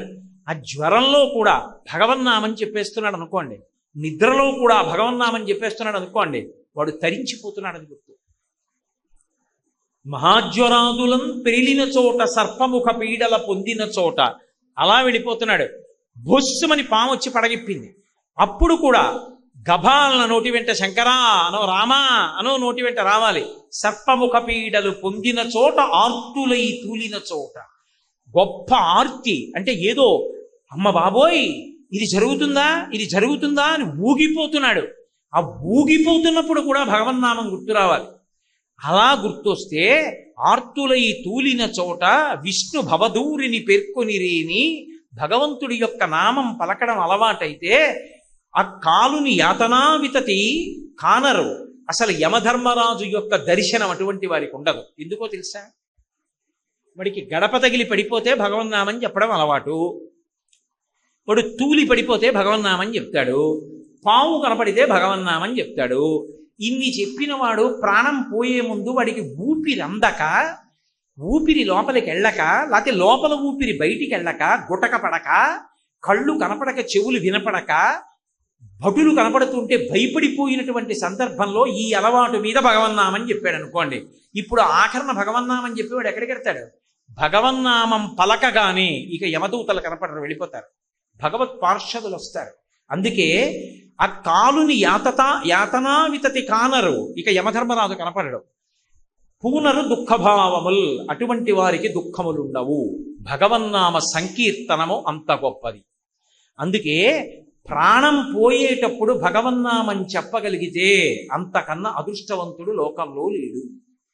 మనకి ఒక మాట అంటారు, బ్రతికియున్నన్నాళ్ళు నీ భజన తప్పను కాని మరణకాలమునందు మరతునేమో, ఆ వేళ యమదూతల అగ్రహంబున వచ్చి ప్రాణముల్ పెకలించి పట్టునప్పుడు కపవాత పైత్యముల్ కప్పగా శ్రమచేత కంపముద్భవమంది కష్టపడుచు నారాయణాయంచు నా జిహ్వతో నిన్ను పిలుతునో, శ్రమచేత పిలువలేనో నాటికిపుడి నీ నామ స్మరణ చేతు చివినిడవయ్య భూషణ వికాస శ్రీధర్మపుర నివాస దుష్ట సంహార నరసింహ దురిత దూర. బతికున్నప్పుడు ఓపికున్నప్పుడు నామని చెప్తాను.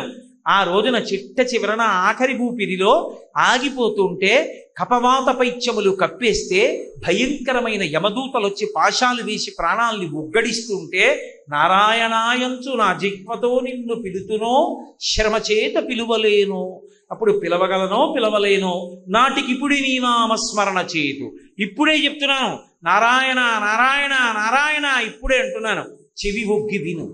వీడు అన్నాడు నామం అని గుర్తుపెట్టుకో, అప్పుడు జ్ఞాపకం తెచ్చుకో. పాపం ఇప్పుడు అనలేకపోతున్నాడు కానీ అన్నాడు రా అప్పుడు అని, నన్ను రక్షించు తండ్రి, అప్పుడు అనగలనో అనలేనో బెంగ పెట్టుకుని ఇప్పుడు పలికారు పెద్దలు. భగవన్నామం అంత గొప్పది. కాబట్టి నారాయణాయంచు నా జిహ్వతో నిన్ను పిలుతునో, శ్రమచేత పిలువలేనో నాటికిపుడి నీ నామస్మరణ చేతు చెవినిడవయ్య భూషణ వికాస శ్రీధర్మపుర నివాస దుష్ట సంహార నరసింహ దురిత దూర. ఇప్పుడే చెవి ఒగ్గి వినవయ్యా స్వామి అంటారు. అజామీళోపాఖ్యానమని భాగవతంలో ఎన్ని పాపాలు చేసినా చచ్చిపోయే ముందు ఒక్కసారి భగవన్నామ సంకీర్తన చేశాడు. ఎందుకు? భగవంతుడిని పిలుద్దామని కాదు, కొడుక్కి నారాయణ అని పేరు పెట్టుకున్నాడు. యమదూతలు కనపడి ప్రాణాలు లాగేస్తుంటే నారాయణ నారాయణ నారాయణ అని ఆత్మ ప్రలపించి అంటారు పోతన గారు. కొడుకుని పిలిచాడు. ఈతడు కోటి జన్మలకు ఎక్కుడు సంఖ్యల ఎందు చెందు పాప నివహంబులనందిటి పారద్రోలె ప్రఖ్యాతిమదిన్ మహామరణ కాలమునన్ హరి పుణ్యనామ సంభూత దివ్యాక్షర విభూతిని సంగ్రహంబునన్ అన్నారు. ప్రాణం పోయే ముందు ఒక్కసారి ఆఖరణ శరీరం వదిలిపెట్టేసే ముందు నారాయణ అన్నాడు. కాబట్టి ఈతడు కోటి సంఖ్యలకు ఎక్కుడు జన్మలయందు చెందు పాప నివహంబులనన్నిటి పారద్రోలె ప్రఖ్యాతిమతిన్. కోటి జన్మలు కాదు, కోటి అంకెలు మీరు వేస్తే అది ఎంత అవుతుందో అన్ని జన్మలలో చేసిన పాపాలు ఆఖరణ చెప్పిన నామానికి పోయి. నామం అంత గొప్పది, భగవన్నామమును పలకడం అంత గొప్పది, భగవన్నామం పలకడం అంత తేలికైనది. అది విడిచిపెట్టుకోవడం అంతటి దరిద్రం. దాన్ని విడిచిపెట్టుకోవడం కన్నా ఇంకోటి లేదు. కానీ ఇన్ని తెలిసి పలకగలమా భగవన్నామాన్ని? పలకలేము. అక్కర్లేనివి ఎన్నో మాట్లాడబుద్ధేస్తుంది. అవసరమైన భగవన్నామం పలకడానికి మాత్రం సమయం ఉండదు. అందుకే గోపరాజు గారు అన్నాడు, హరునకు విభీషణున కద్రిచకున్ తిరుమంత్రరాజమై కరిగి నహల్యకున్ ద్రుపదకంజకు నార్తి హరించు చుట్టమై బరగిన ఎట్టి నీ పతిత పావన నామము నాదు జిహ్వపై నిరంతరము నటింపచేయుమి కదా శరధి కరుణాపయోనిధి అని అడిగాడు. చాలా గొప్పదే రామనామం. కానీ నేను పలుకుదామంటే పలకగలుగుతున్నానా? ఎప్పుడూ అక్కర్లేని విషయాలన్నీ మాట్లాడతాను. అవసరమైన భగవన్నామం మాత్రం నోటి వెంట రాదు. రామా నువ్వే నా చేత పలికించవయ్యా అన్నారు. నామము ఎంత గొప్పదో తెలుసా? మీకు ఒక్క విషయం చెప్తాను, బాగా జ్ఞాపకం పెట్టుకోండి. భగవన్నామం చెప్పాలని భగవన్నామం చెప్పక్కర్లేదు. అది భగవన్నామని తెలియకుండా మీరు భగవన్నామాన్ని క్రియావాచకంగా పలికినా కూడా భగవన్నామం రక్షిస్తుంది. నలుగురు దొంగలు అరణ్యంలోకి వెళ్ళారు. నలుగురు నించున్నారు. ఒకడన్నాడు వనీచరామహ అన్నాడు. మనం ఇప్పుడు అరణ్యంలో తిరుగుతాం, బాటసారులు కనపడితే అన్నాడు. రెండో వాడు అన్నాడు వసుచ అహరామహ, వాళ్ళ దగ్గర ఏది ఉంటే అది దొంగిలిద్దాం. మూడో వాడు అన్నాడు నభయం స్మరామహ, అలా దొంగిలించేటప్పుడు మనం భయపడకూడదు అన్నాడు. నాలుగో వాడు అన్నాడు నదంస్తరామహ, అయిపోయిన తర్వాత మనం నది దాటి పారిపోదాం అన్నాడు. ఇప్పుడు వాళ్ళు తెలిసో తెలియకో ఈ శ్లోకంలో 4 పాదాలు చెప్పారు. వనీ చరామహ అన్నప్పుడు చరామహ అంటే మనం తిరుగుతాం, క్రియావాచకం. కానీ చివర రామహ, రామ అన్న అక్షరాలు ఉన్నాయి. ఆ తర్వాత ఇంకా వాడేం మాట్లాడలేదు. వసుచ అహరామహ, కనపడ్డ వాళ్ళ దగ్గర దొంగతనం చేద్దాం, చివర రామహ ఉంది. నదంతరామహ, నది దాటుదాం, చివర రామహ, మళ్ళీ రామ ఉంది. మూడోవాడు రామనామం చెప్పాడు. నభయం స్మరామహ, భయం అన్న మాట వద్దు, చివర స్మరామహ, రామ ఉంది. నలుగురు బయలుదేరారు. రాజభటులు వెనక నుంచి చూశారు, బాణాలు విడిచిపెట్టారు.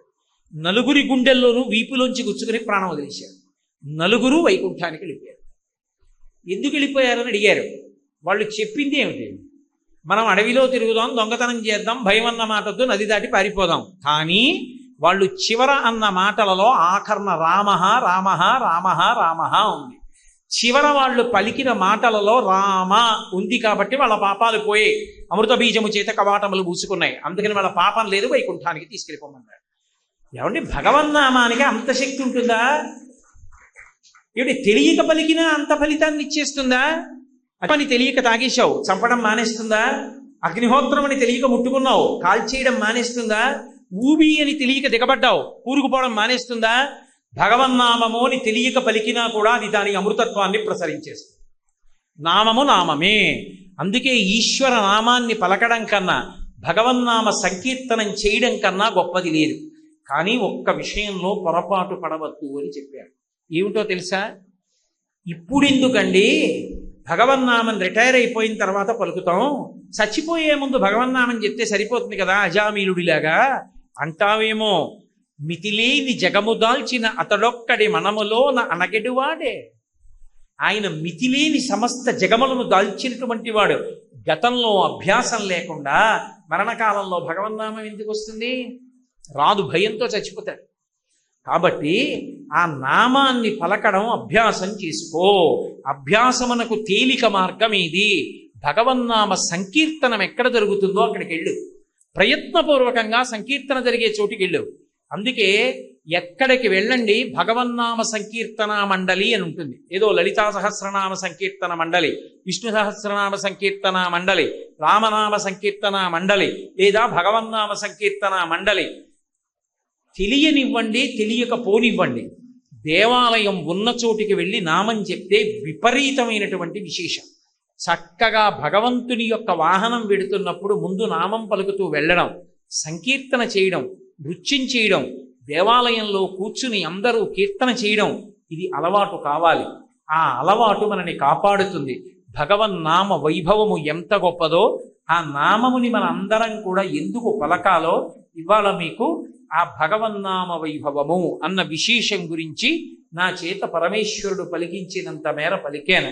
మళ్ళీ రేపటి రోజున అత్యంత ముఖ్యమైనటువంటి విషయము ఇంకొకటి నా చేత భగవంతుడు పలికించి నన్ను మిమ్ములను కూడా కృతార్థులను చేయుగాక అని ప్రార్థిస్తూ మంగళాశాసనపరైః తదాచార్య పురోగమైః సర్వైశ్చ పూర్వైరాచార్యైః తత్కృతాయాస్తు మంగళం.